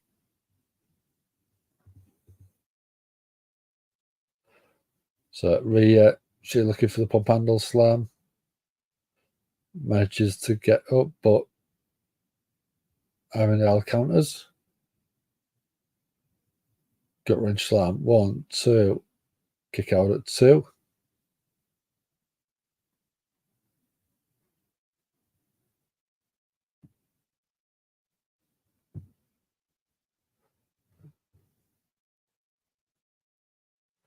So we've got Seth defending his title against Drew McIntyre later on tonight.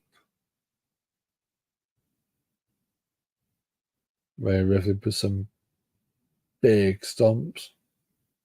And first to the knee of Rhea. Close line after that.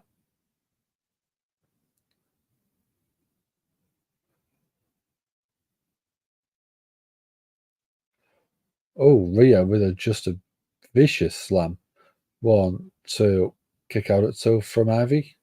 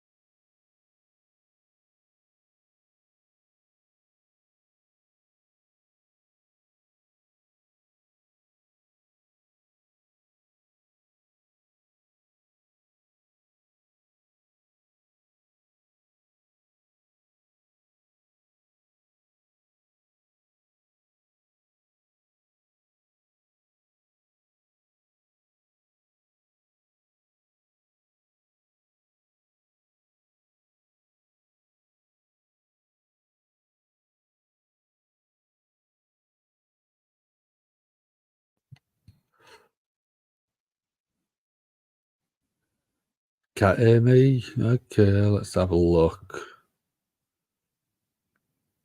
Yeah, I've been having... I was doing a stream with Andy a few days ago, and I had the same sort of thing happen.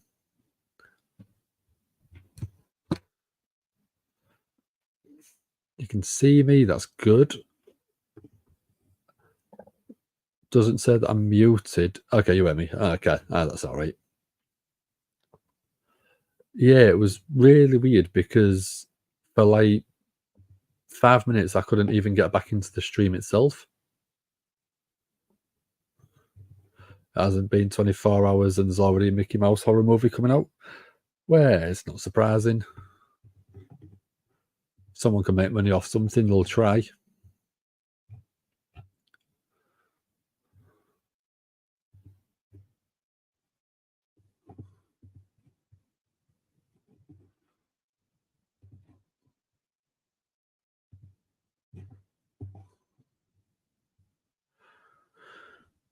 So, from what I could see, it says that the champion is appearing next, former world champion.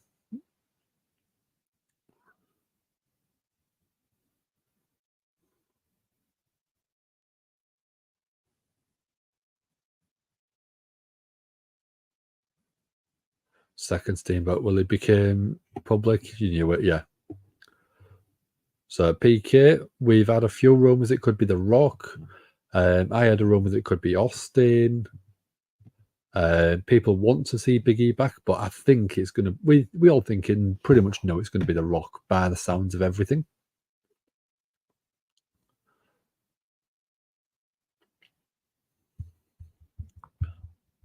Or would you like it to be PK? Or would you think it should be? Or do you think it should be The Rock as well?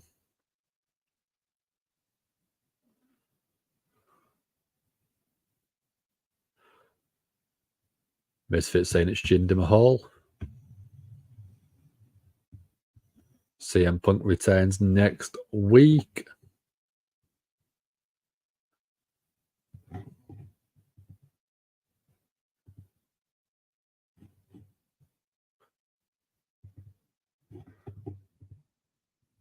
So we're going the former WWE champion, or is it?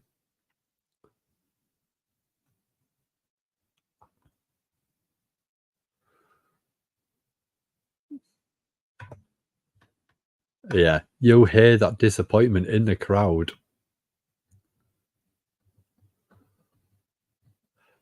But that's obviously a swerve, in it. Todd's kind of disappointed, observing who cares about Jinder. Do you reckon he's going to cut a promo? Someone's going to come out?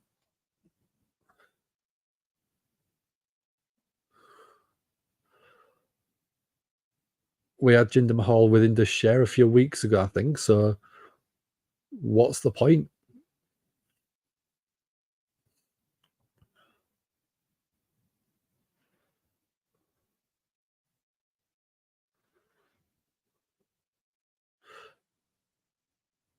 Michael Cole sits at disbelief on a lot of the crowd. I think someone's coming out. WWE knows nobody cares about Jinder, says observing. I agree. This is just a setup and swerve. So come on. Do we think it's going to come out?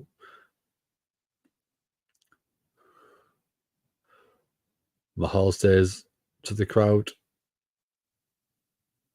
you have the audacity to be disappointed. Is it definitely a former male champ? Well, Jinder Mahal's come out. He was a former male champ. So technically, nothing has been. There's been no lie. So Mahal's getting the what chance? Come on. Observing doesn't know it will be either. Nope.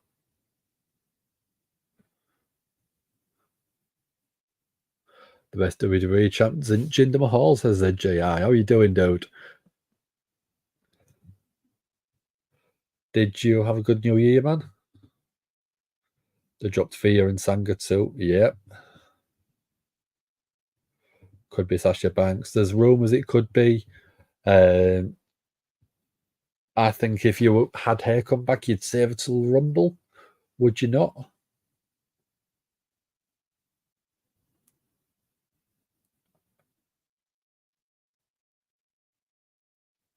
So I'd love a 316 right now. Yeah.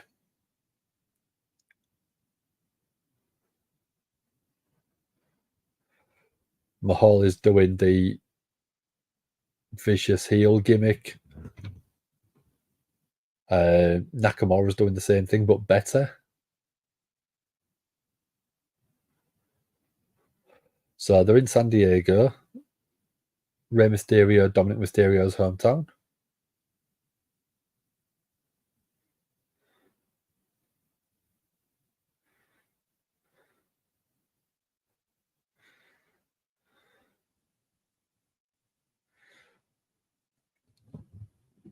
So, come on.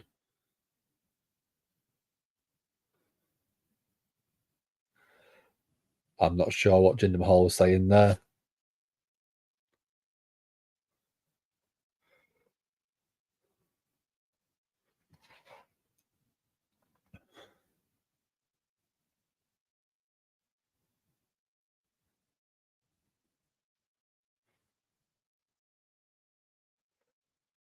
So that supposedly was the national anthem in Punjabi. The crowd didn't cheer it. They didn't understand what was that going on.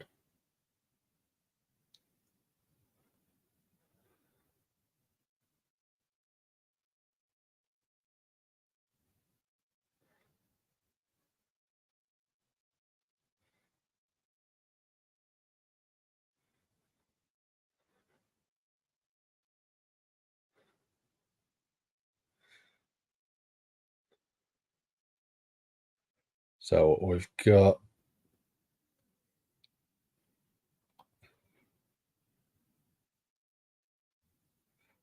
you can see everyone standing up behind him, pointing the camera phones towards the entrance ramp. There we go. It's The Rock.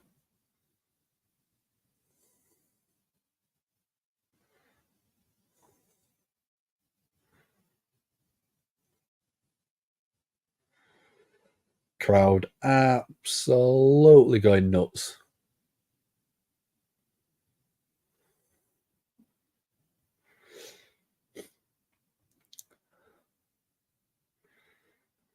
Has The Rock got a movie to promote, do we think? Maybe not.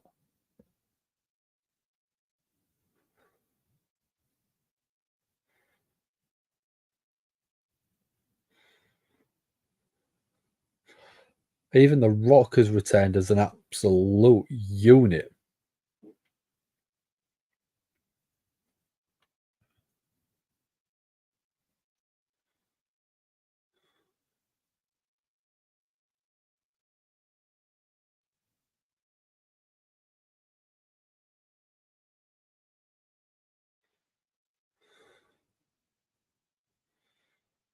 Little fist bump there too. Kid in the crowd. That's nice.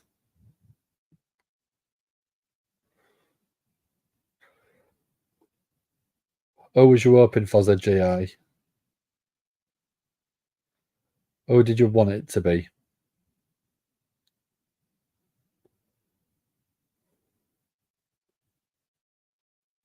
Does he admit to using roids yet? Probably not. And because he's only a part-time performer, he's probably not even in the testing pool.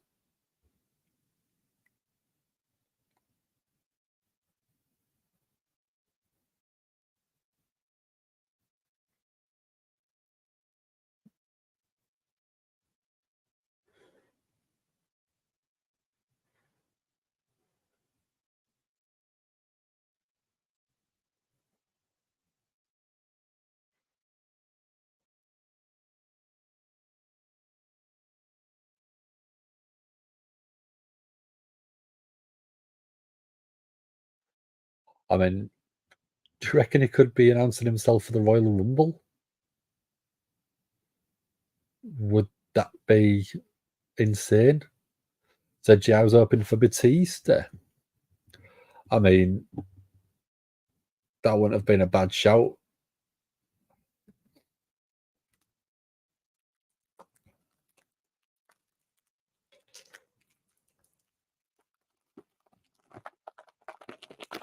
We've got Rocky Chance.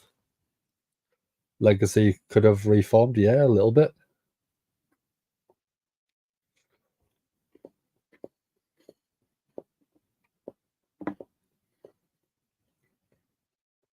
Legacy never had Batista in though, dude.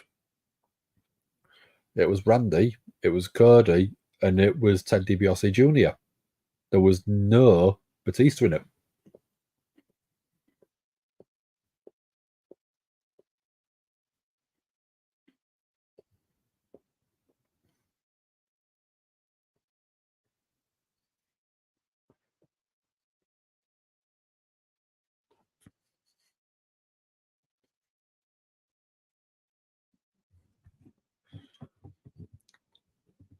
Rock is saying that Jinder Mahal's in trouble.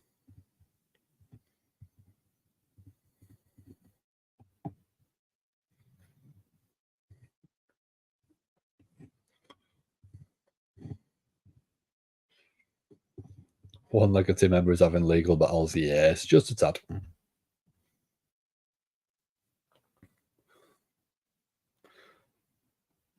Rock saying that everyone loved the Iron Sheik.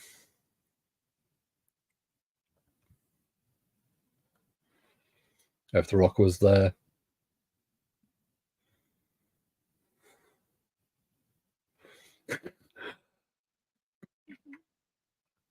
I won't say what was said because it'd probably get me taken down for the night.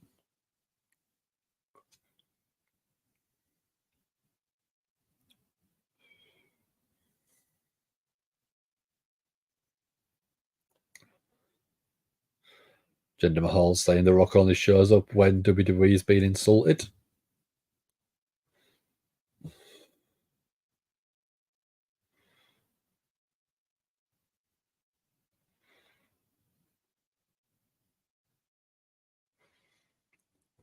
Why would they waste The Rock on Jinder Mahal?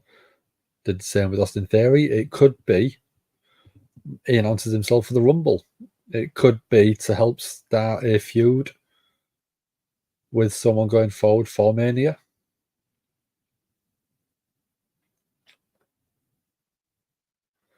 So The Rock saying he's proud to be people's champ. Got Legacy and Evolution mixed. Yeah, a little bit, dude. A little bit, but it happens. I'm tired. I know I'd probably make the same mistake.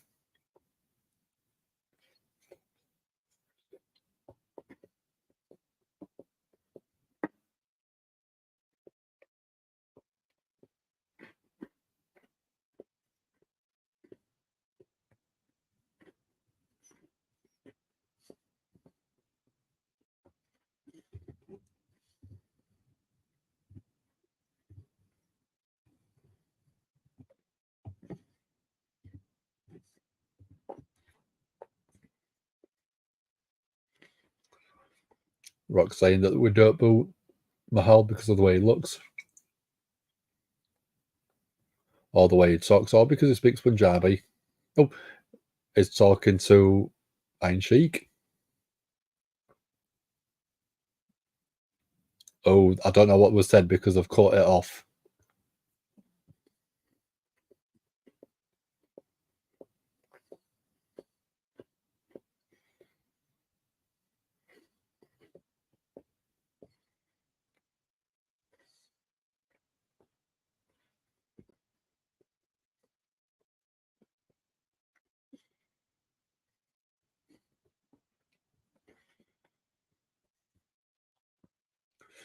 Rock saying that Jinder Mahal's got the resting bitch face.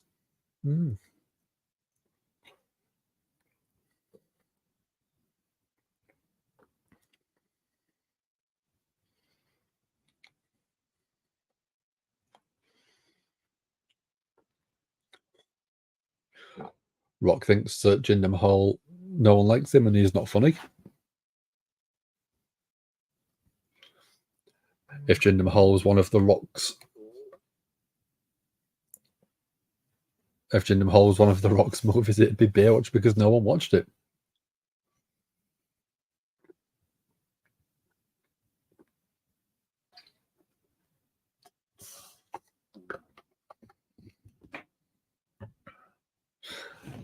Rock just getting every catchphrase in.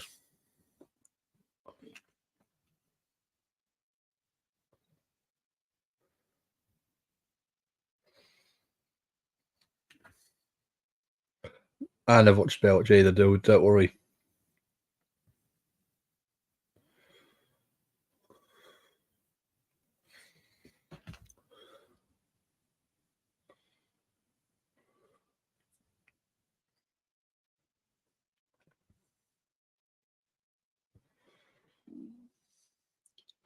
We've got the USA chance. American only. We can call ourselves jokes because we are. I mean, I'm an honorary American because my mum is now an American.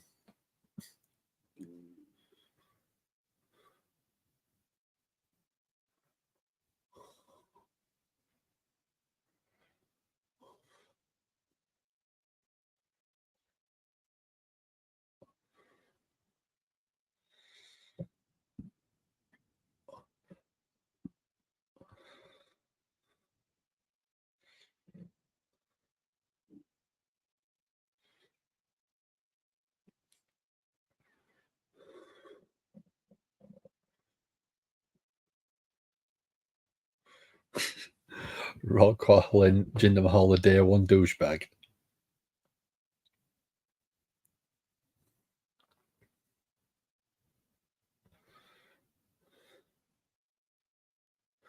And he started a chant.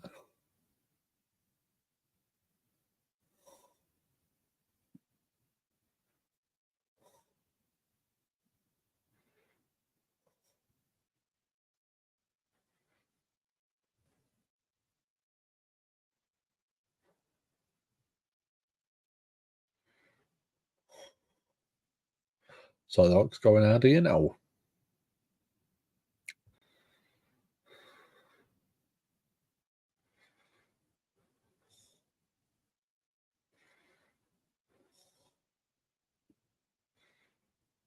In 10 to 15 seconds, one side of the arena is going to chant day one. The other side of the arena is going to chant douchebag.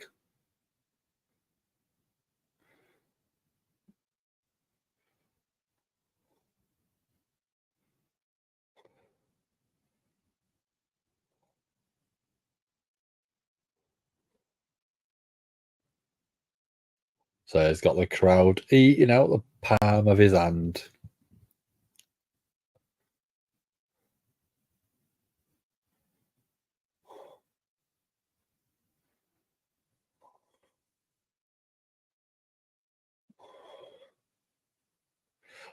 Rock seems to be loving it. Jinder Mahal's seething. And he's going to let him carry on.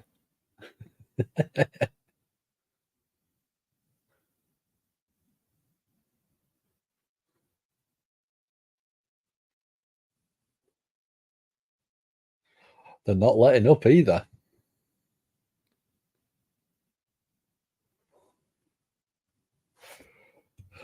Yeah, I know the feeling observing. I'd probably have the same thing happen to me. I'd get stuff thrown at me as well.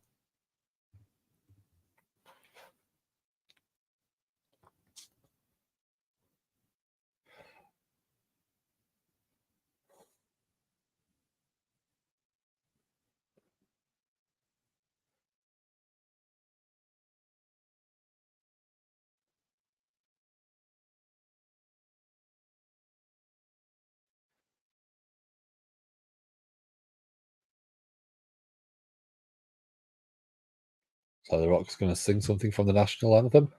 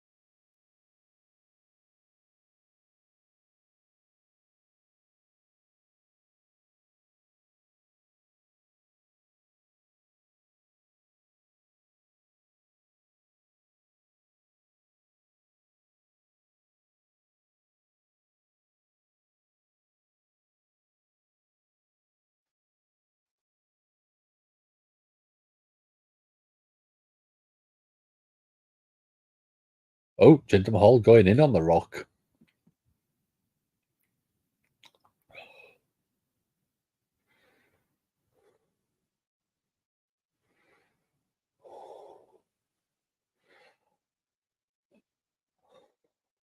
Mahal getting lessons taught to him by The Rock.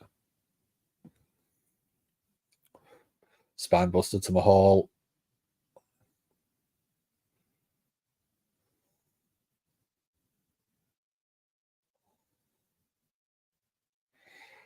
Are we going to get the most electrifying move in sports entertainment history?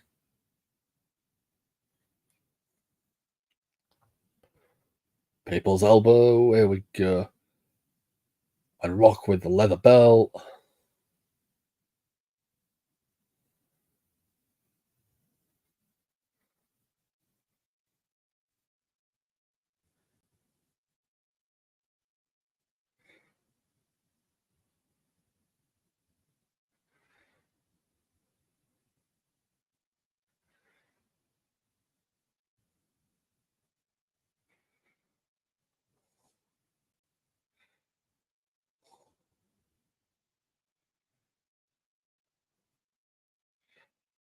Rock saying he loves San Diego and Happy New Year.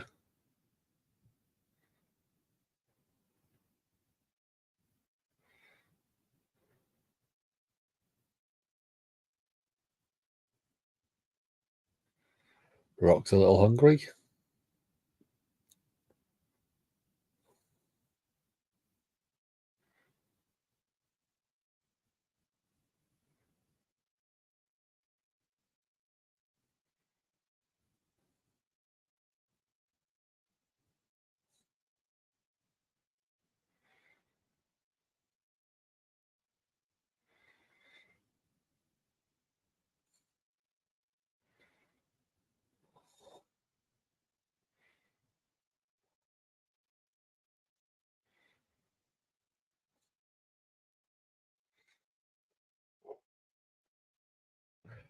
If that does happen, that is ridiculous having The Rock versus Roman. Could we get this at the Rumble instead?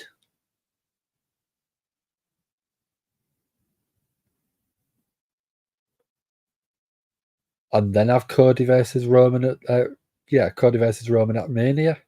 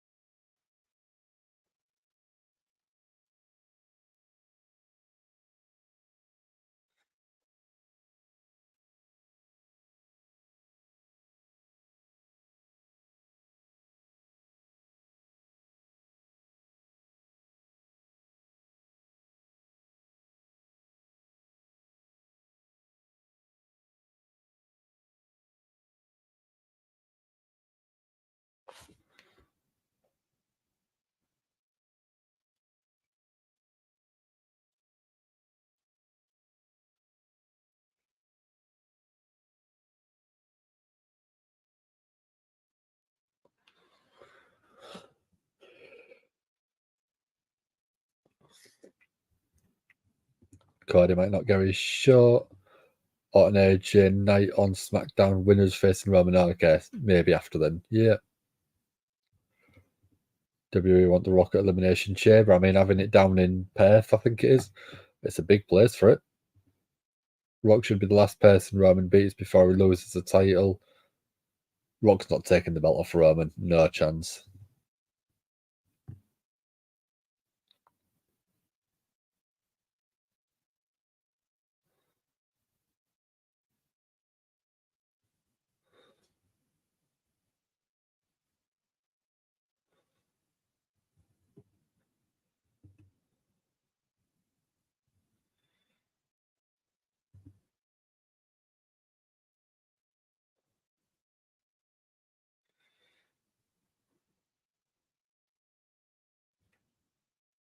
So What a surprise that was. I don't know if I would have preferred Austin or not, but I mean, either way, it was a good surprise.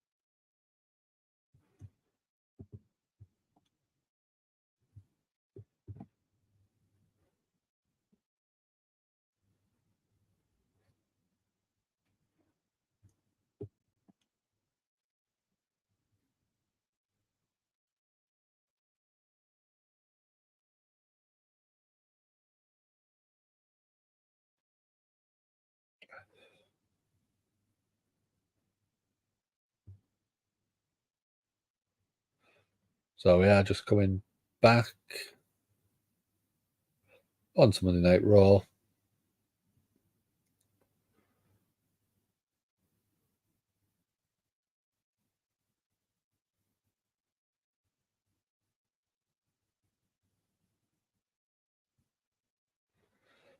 We are getting a SmackDown promo for Logan Paul.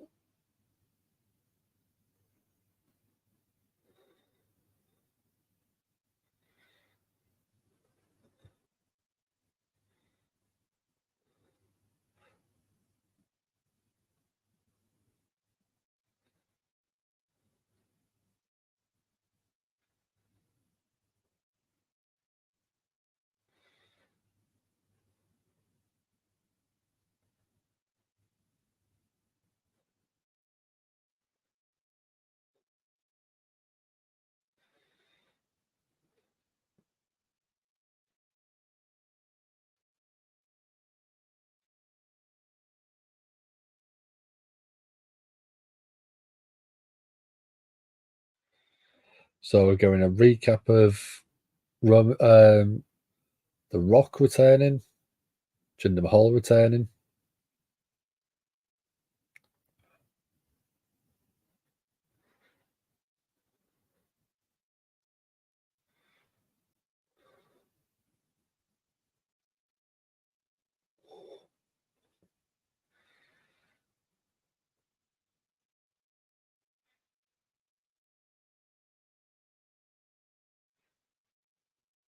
So The Rock ended up with the upper hand, and he did a tease about going out for food and being the head of the table. So that's obviously alluding to a match with Roman further down the line.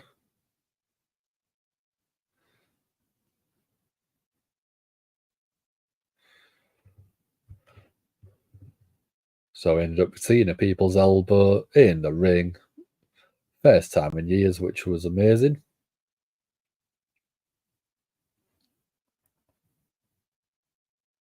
We've got Ben right in. How you doing, Ben? Thanks for joining. What do you think to The Rock returning? Did you enjoy it?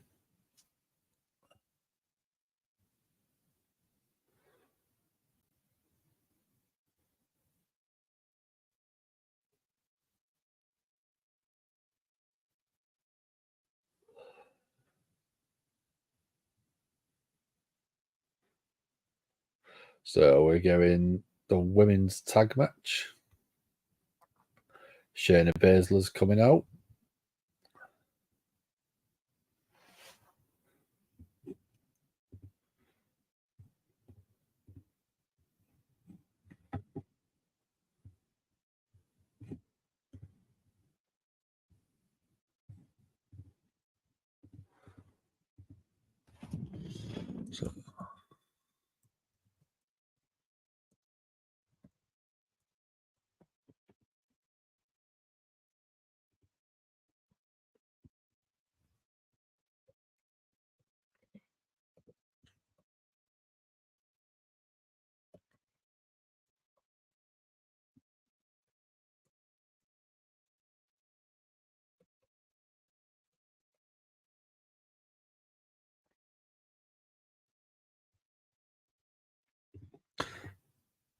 Let's get this banner going.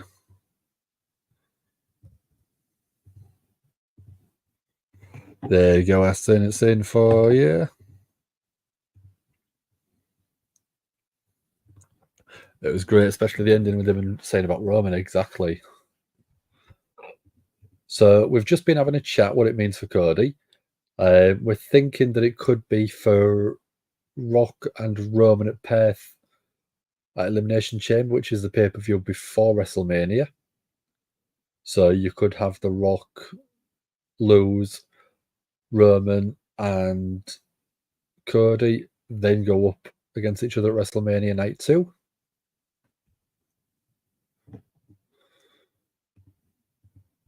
You've got you've got CM Punk going up against Seth by the sounds of it at WrestleMania in Night 1. So you get every single sort of match that you want. You don't get Rock on WrestleMania card, but you still get a match to help push ticket sales in Australia.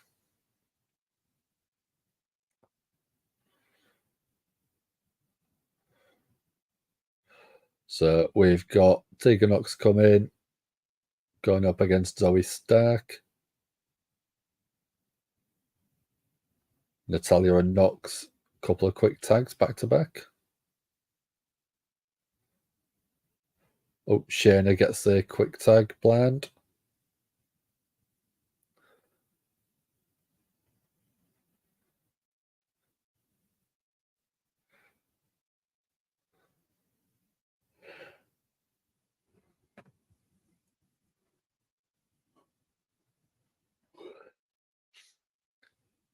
So Shayna's got the upper hand as we're going into commercial break.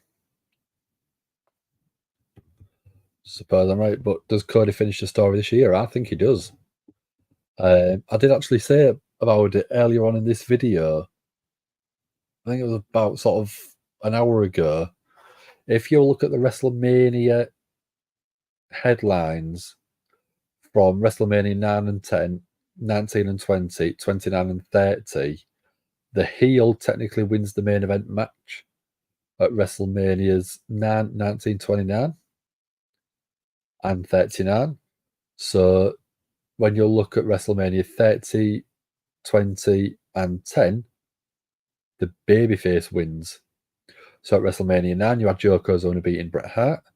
WrestleMania 10, you had Bret Hart beating Yokozuna. At 19, you had heel Brock Lesnar beating Kurt Angle. At WrestleMania 20, you had Benoit beating Triple H and Shawn Michaels. At 29, I can't remember who it was. I can't remember off the top of my head, but WrestleMania 30, you had Daniel Bryan beating Batista and Randy Orton. So if you look at the way that it's been going, the heels always won the WrestleMania before a milestone. So 10, 20, 30, 40.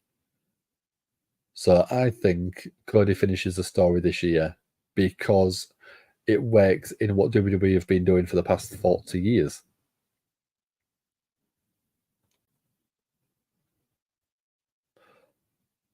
So to answer your question, yeah, Cody's finishing the story.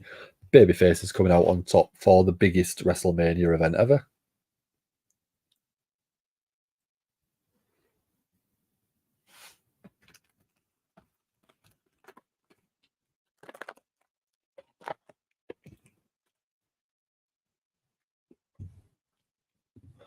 There's another idea. Why not split Roman titles and have Cody win one, then Rock night 2, Roman retires right then? Because I think as soon as someone wins it off him, they're going to merge the titles anyway. You've got the secondary title in Seth's title, so you don't need 2 titles in a way. Does make sense, yeah. Let me just have a look. WrestleMania 29. WrestleMania main event.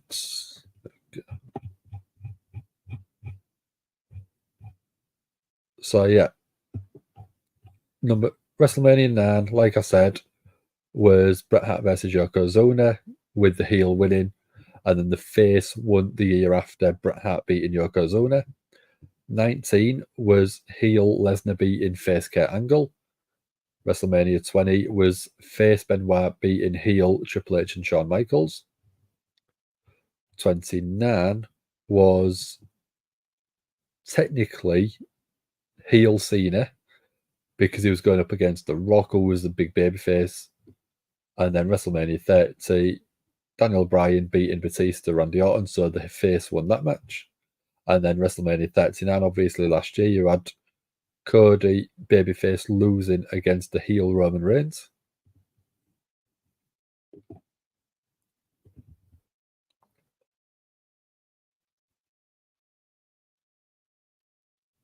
Tegan Nox with a front flip, goes for the pin.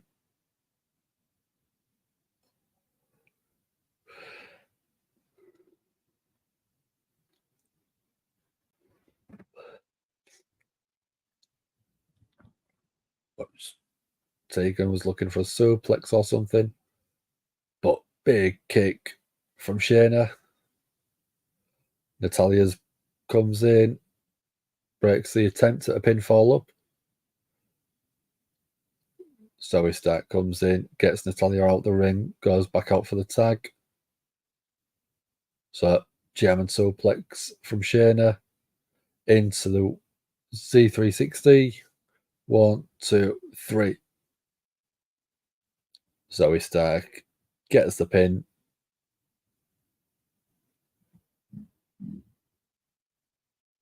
I've said these two should have been teaming together a lot longer.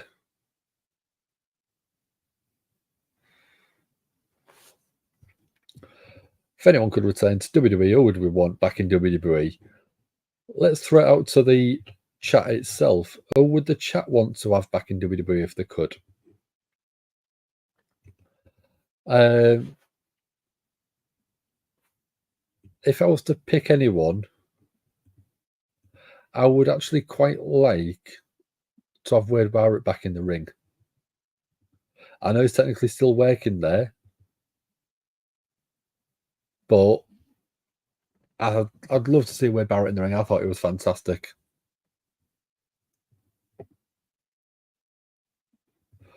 Rock v Roman for the head of the table and Bloodline. And what gives it to Solo? That'd make it interesting, Todd. That would be cool.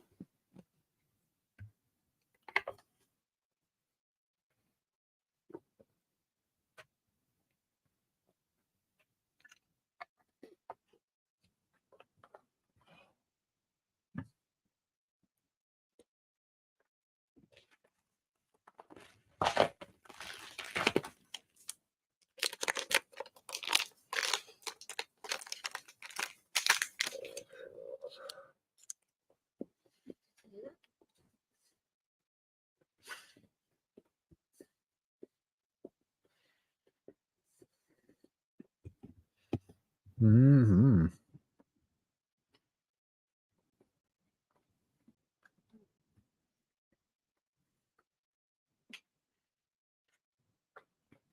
I think Moxley would be a good shout, but I don't think he would go back because of the filter that WWE would want to put on him. I think Athena doing amazing work in Ring of Honor should be a good shout as well.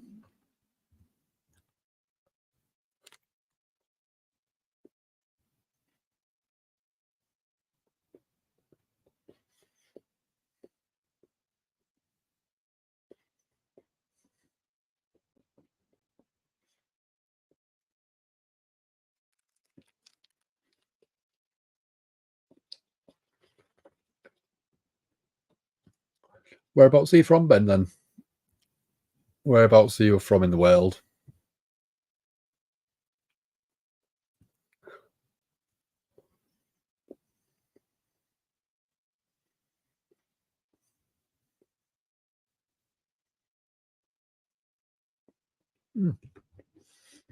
Whereabouts? I mean, you can probably tell from our name that we're from the UK as well.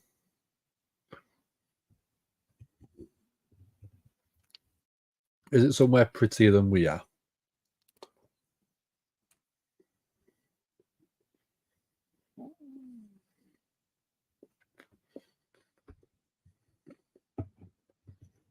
Okay, nice.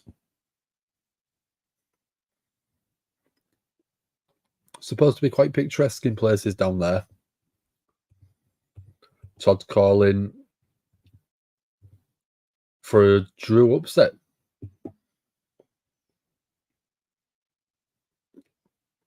What about Damien Priest cashing? Would you want that instead, Todd? Not really that pretty. I mean, it's probably better than we are. It's probably a lot better than we are, don't worry.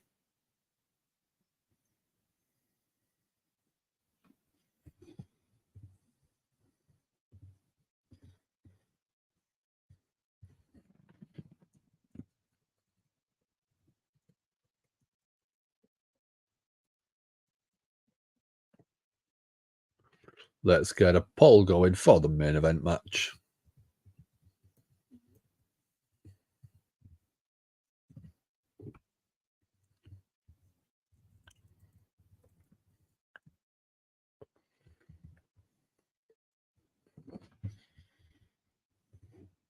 There we go.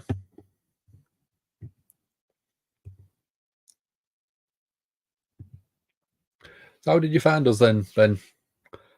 Was you just flicking through YouTube? Did you hear about us from a friend or anything? Don't think he could take the title off Seth because of the Punk story. Also, don't think Punk wrestles that much, so it makes sense for him to just take the title off Seth. No, but I think if you took the title, if you put this match together, I think if you have this match conclude with Seth winning, you could have Damien Priest come out, cash in the Money in the Bank on Seth, take the title off him, and then in 4 weeks at the Royal Rumble, you have a rematch, and then you could have Damien Priest win if you wanted to. I would prefer that, and then lose the title back to Seth at Elimination Chamber, ready for his feud against CM Punk.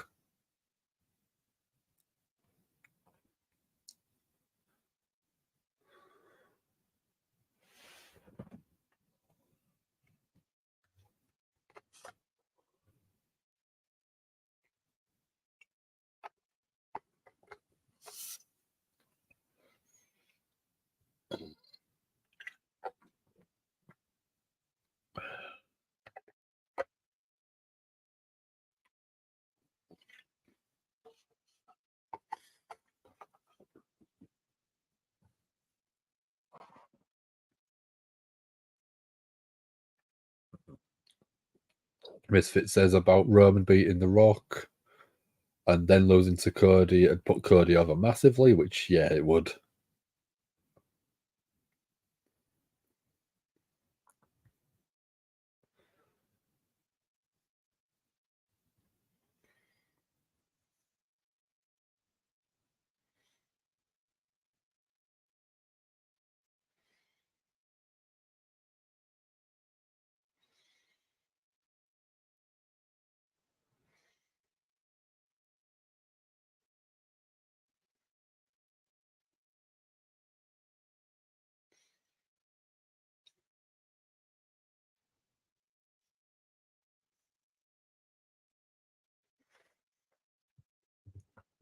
Some reason you can see Priest cashing in at WrestleMania to try and compete with Seth.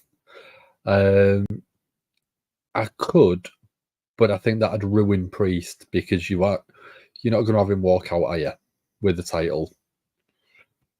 If you've got Cody versus Roman, you'd be stupid to try and cash in on that.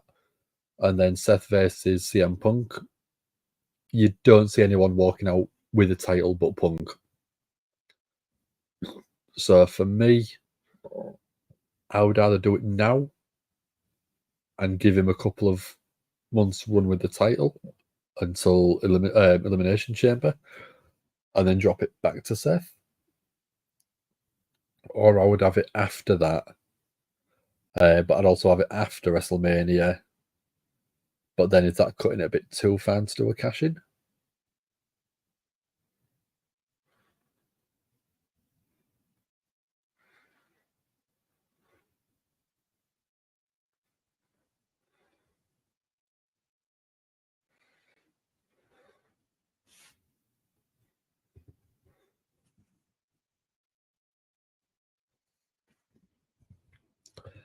Yeah, so if Priest has until July and you've got WrestleMania in April, you've got 3 months, which I don't know if you could build him up enough and take the title off for a long run, because I just don't want to see the briefcase get wasted again.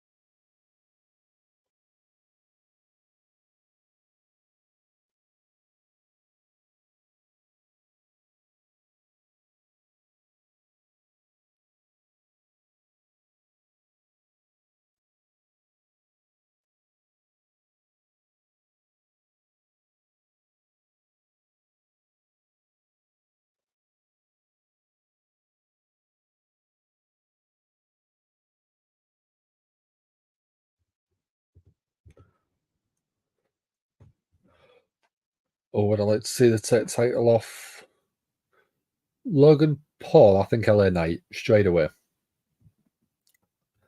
I think that will happen at WrestleMania.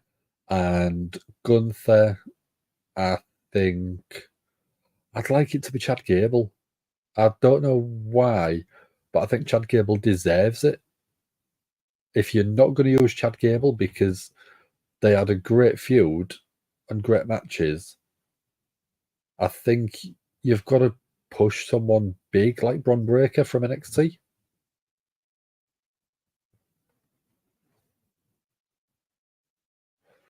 What about yourself, Ben? What would you think? So Todd's come up with another crazy idea. Drew about to beat Seth. Sammy comes and says Seth and screws Drew. By the sounds of it, they've just pretty much ruled out Sammy being in. I think a lot of people want Ilya Dragunov. I think that's another great shout. I would actually do it a bit differently. I would have Ilya come up and become a member of Imperium for a little bit. If you're going to bring Ilya up, I think you've got to build it from the inside out. So build him up as a member of Imperium and then turn on Gunther. But it's just how long do you do it for?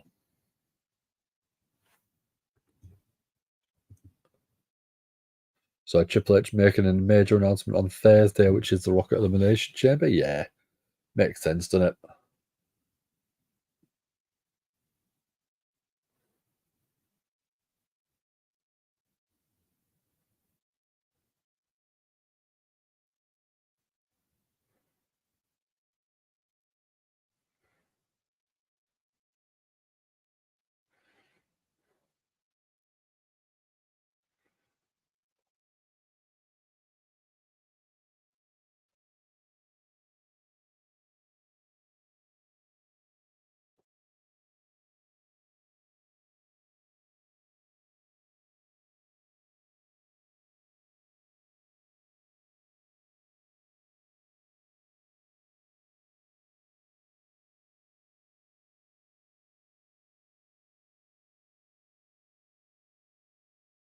Seth going straight out with a big boot.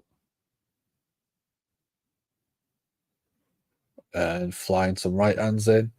Joe counters with a big chop.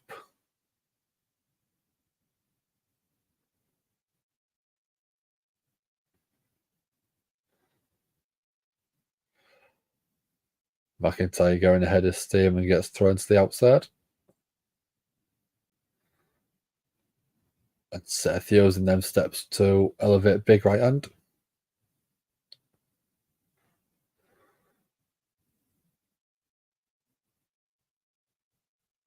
Seth bounced off the announce desk not once but twice.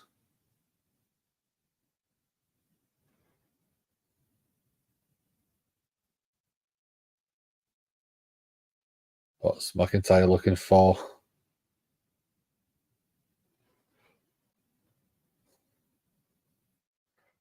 Seth fighting out with the Alabama slam position. Skinning the cat into the ring. Seth off the ropes. Dive, but caught by Drew. Drew with a belly-to-belly suplex.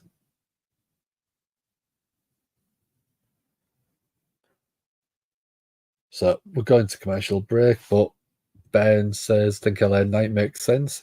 Yeah. It's one where I think that makes complete logical sense. They're both great talkers. The promo battles, I think, could be great. LA Knight deserves to have at least a mid-card title, if not a main event title. So at one point before Punk was back, I was thinking LA Knight versus CM Punk, LA Knight versus Seth at Mania, which I thought would have been a banger of a match.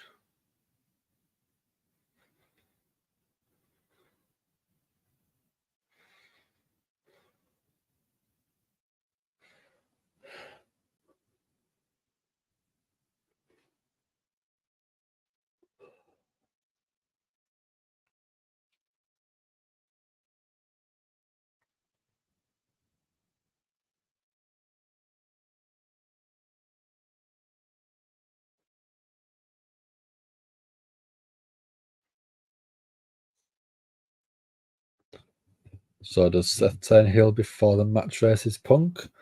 I don't think he has to. He's been very good at playing the tweener character. He would be going into Mania as the heel in the feud, but I don't think he has to be the heel. The face and face matches don't do as well as people hope, I think, usually.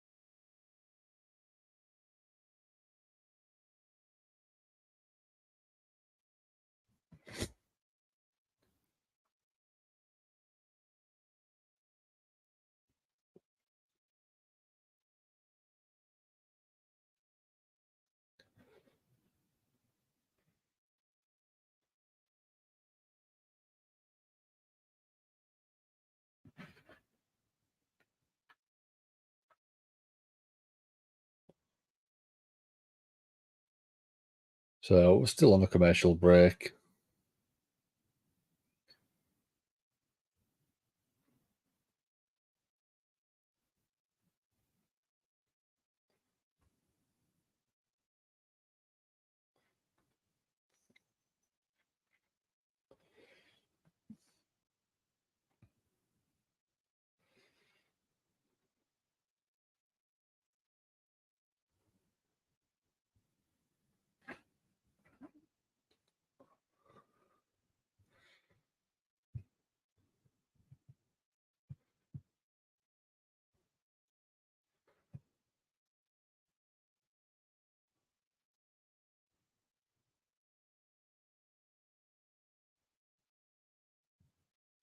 So we've got Matt Lincoln in. How you doing? Happy New Year, dude. Thanks for joining. Saying The Rock's the perfect way to end Bloodline. Someone needs to end Judgment Day. Yeah. I'd like that to happen a bit sooner rather than later. I'd probably have Priest cash in, and then because Priest cashes in and I'd want him to win it, I'd probably have an implosion of Judgment Day. Tilt-a-well backbreaker from Drew. Beautiful. Seth kicks out at 2.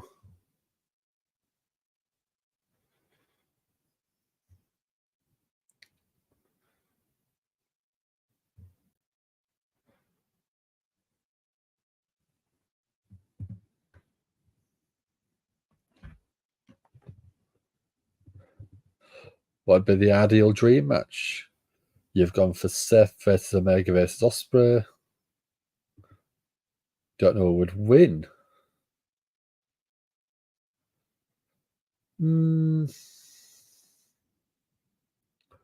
I'd quite like to see Zack Sabre Jr. versus Seth.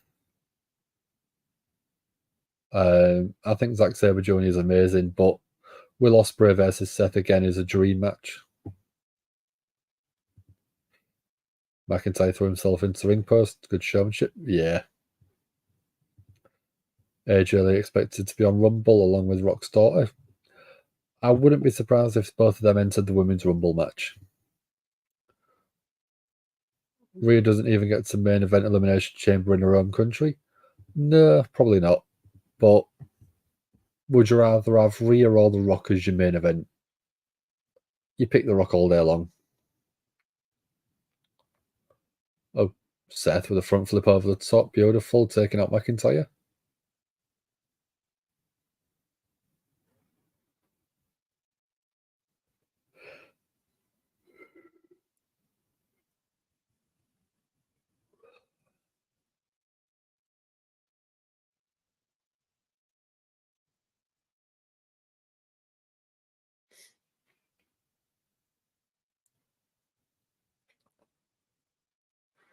Seth gets Joe back in the rings looking for a suplex, but McIntyre blocks. Seth off the ropes. Beautiful DDT. Seth going up to the top. What's he looking for? Beautiful frog splash. 1, 2. Kick out at 2. Rock will sell so many tickets. Rock will sell it out. If you say you're going to see The Rock in the main event of your show, it's a sellout.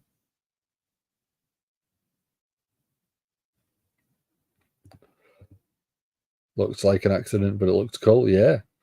Tornado neck breaker instead of a DDT. I mean, it was close either way to both, but it was really nicely sold.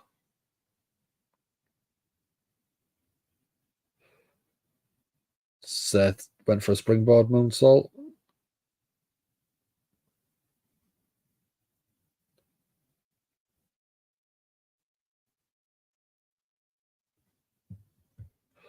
Oh, Joe went to the top, but Seth jumped up. Superplex from Seth. But McIntyre counted it into the Falcon Arrow.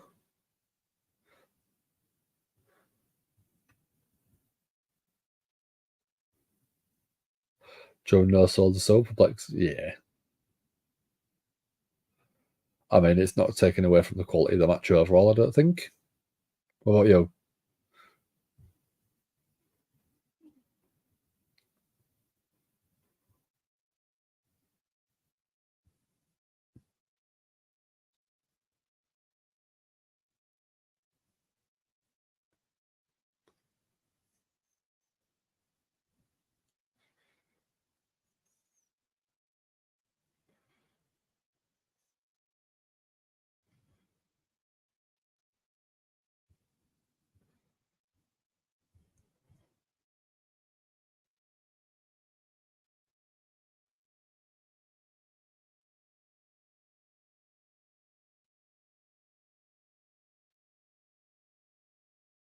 So we are on another commercial break. This is a problem with Raw.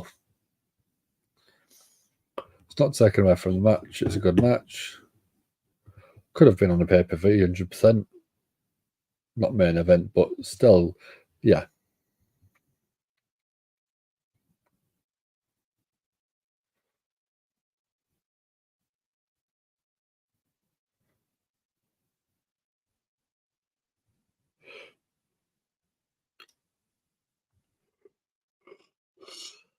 I can't wait to go into bed.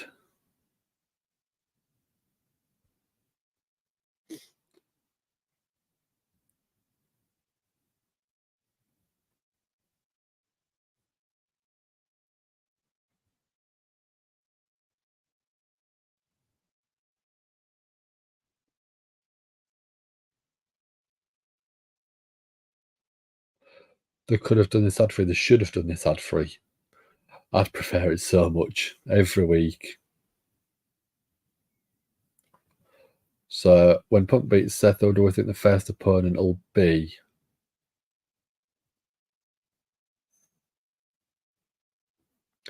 I'd like to see Sami Zayn.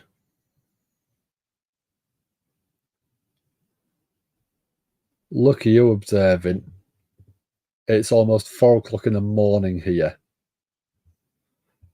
And I've been up since 8 o'clock this morning. So I've had a long day at work. I'm finishing at 4 o'clock just after. And I've got to be back at work again for 10 until 8 o'clock tomorrow night. So I am pooped already.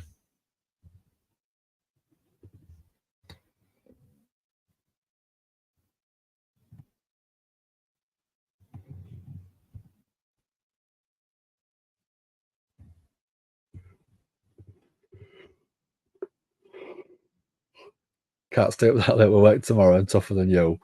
I'm not tougher, I'm just stupid. I would say it's more stupidity. White noise off the second rope from McIntyre. Max respect for the commitment. I do it for you guys more than I do it for myself. I am insane. Everyone says it. Even Dom said I didn't have to do it if I didn't want. But as soon as Triple H made the announcement of something big is happening, I did think I can't not do it.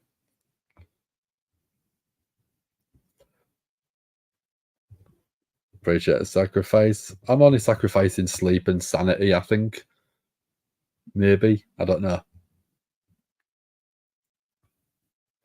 So Seth's getting the crowd chanting his music.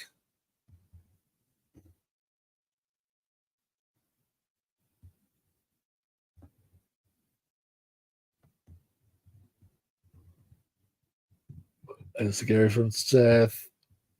Boat to the head of Drew. Seth, is he looking for the stomp? Went for the stomp. McIntyre out the way. Future Shock DDT. Drew just can't seem to capitalise. Oh, cape up from McIntyre.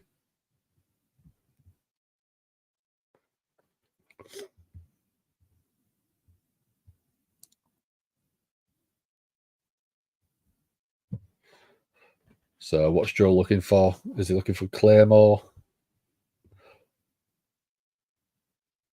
Would work about 6 hours. Sit down powerbomb from Seth. Only a 2 count. You'd work on 6 hours of sleep, and some of those nights you was drinking.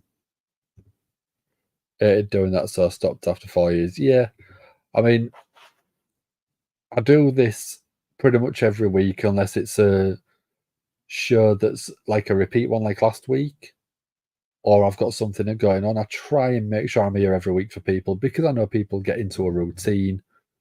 I've said for years while doing this that during the COVID lockdowns that we had, Dominant kept me pretty much sane because I was watching them and I had some interaction. So I appreciate Dominant more than they know. And I mean, people that have been in, people like Observing and Todd and Misfit, they know Sassy. They know she's had a very hard time. And she thanks us for a lot of sort of mental stability through a lot of it. So I appreciate Dominant the same way that Sassy appreciates the full lot of us. So I try and do as much as I can for you. Oh, we're getting Damien Priest. I did call it earlier. I called it.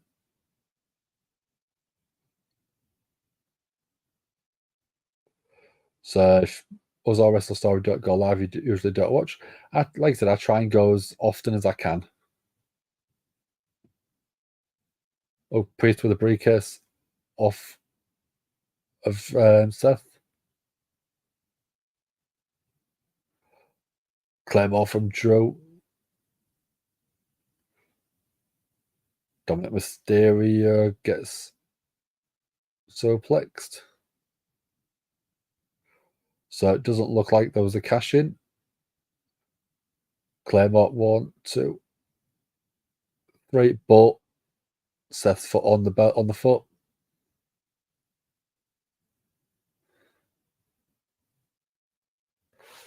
We appreciate that, dude.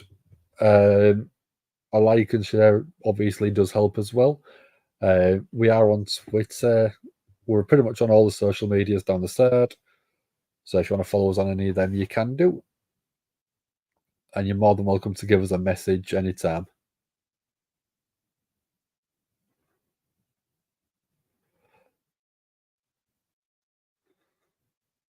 So Drew's clearing the announce desk. Seth being dragged to the outside of the ring by Drew. What's Drew looking for on the announce desk? Is he going to look for a future shock? No. Looks like he's looking for a slam. Seth counters, kicks the midsection, pedigree on the announce desk.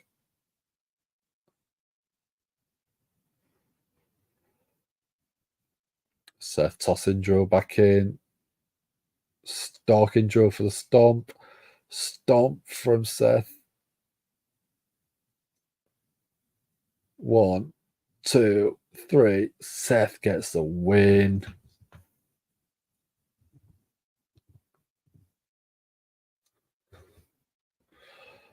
So we know that's the end of Monday Night Raw. Priest didn't ever cashing in. Drew. Shame for Drew, because I'd love to see him win the big one again. Oh. But yeah, I'm super tired, so I'm going to absolutely fly through this review. My match of the night, my moment of the night, my performer of the night, and my overall grade is what I'm going to do tonight. So, match of the night is the main event, obviously. It was great fun. There was a little bit of chaos at the end, which I quite enjoyed.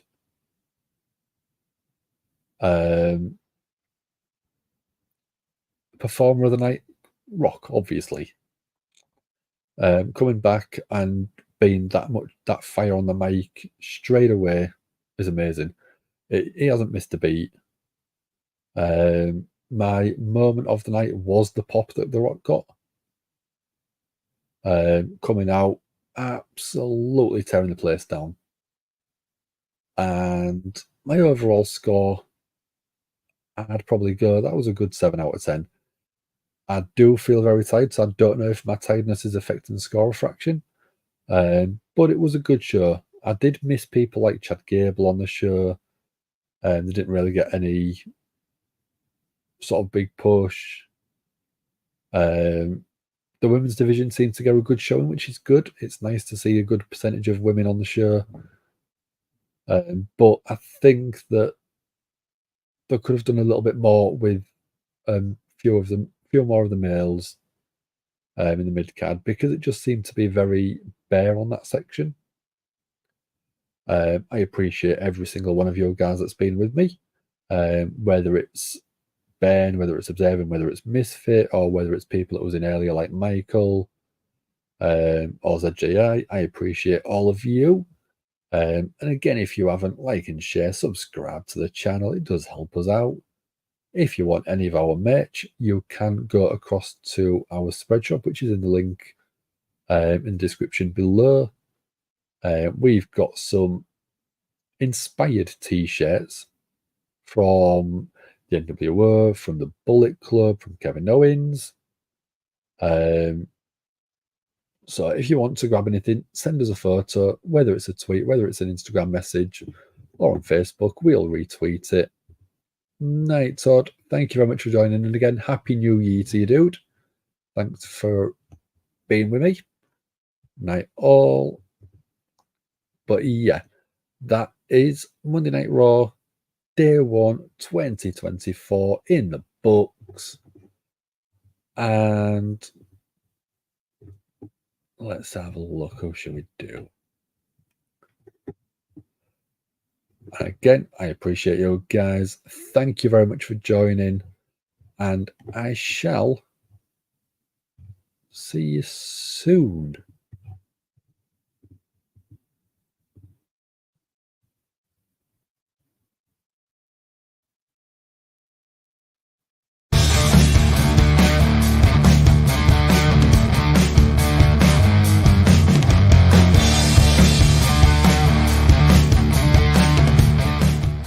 It's Gangrel, the Vampire Warrior. Hello and welcome to Give Me a Hole. Yeah, our podcast. I hope everyone in Yorkshire and beyond is having an awesome day. Keep fanging and banging.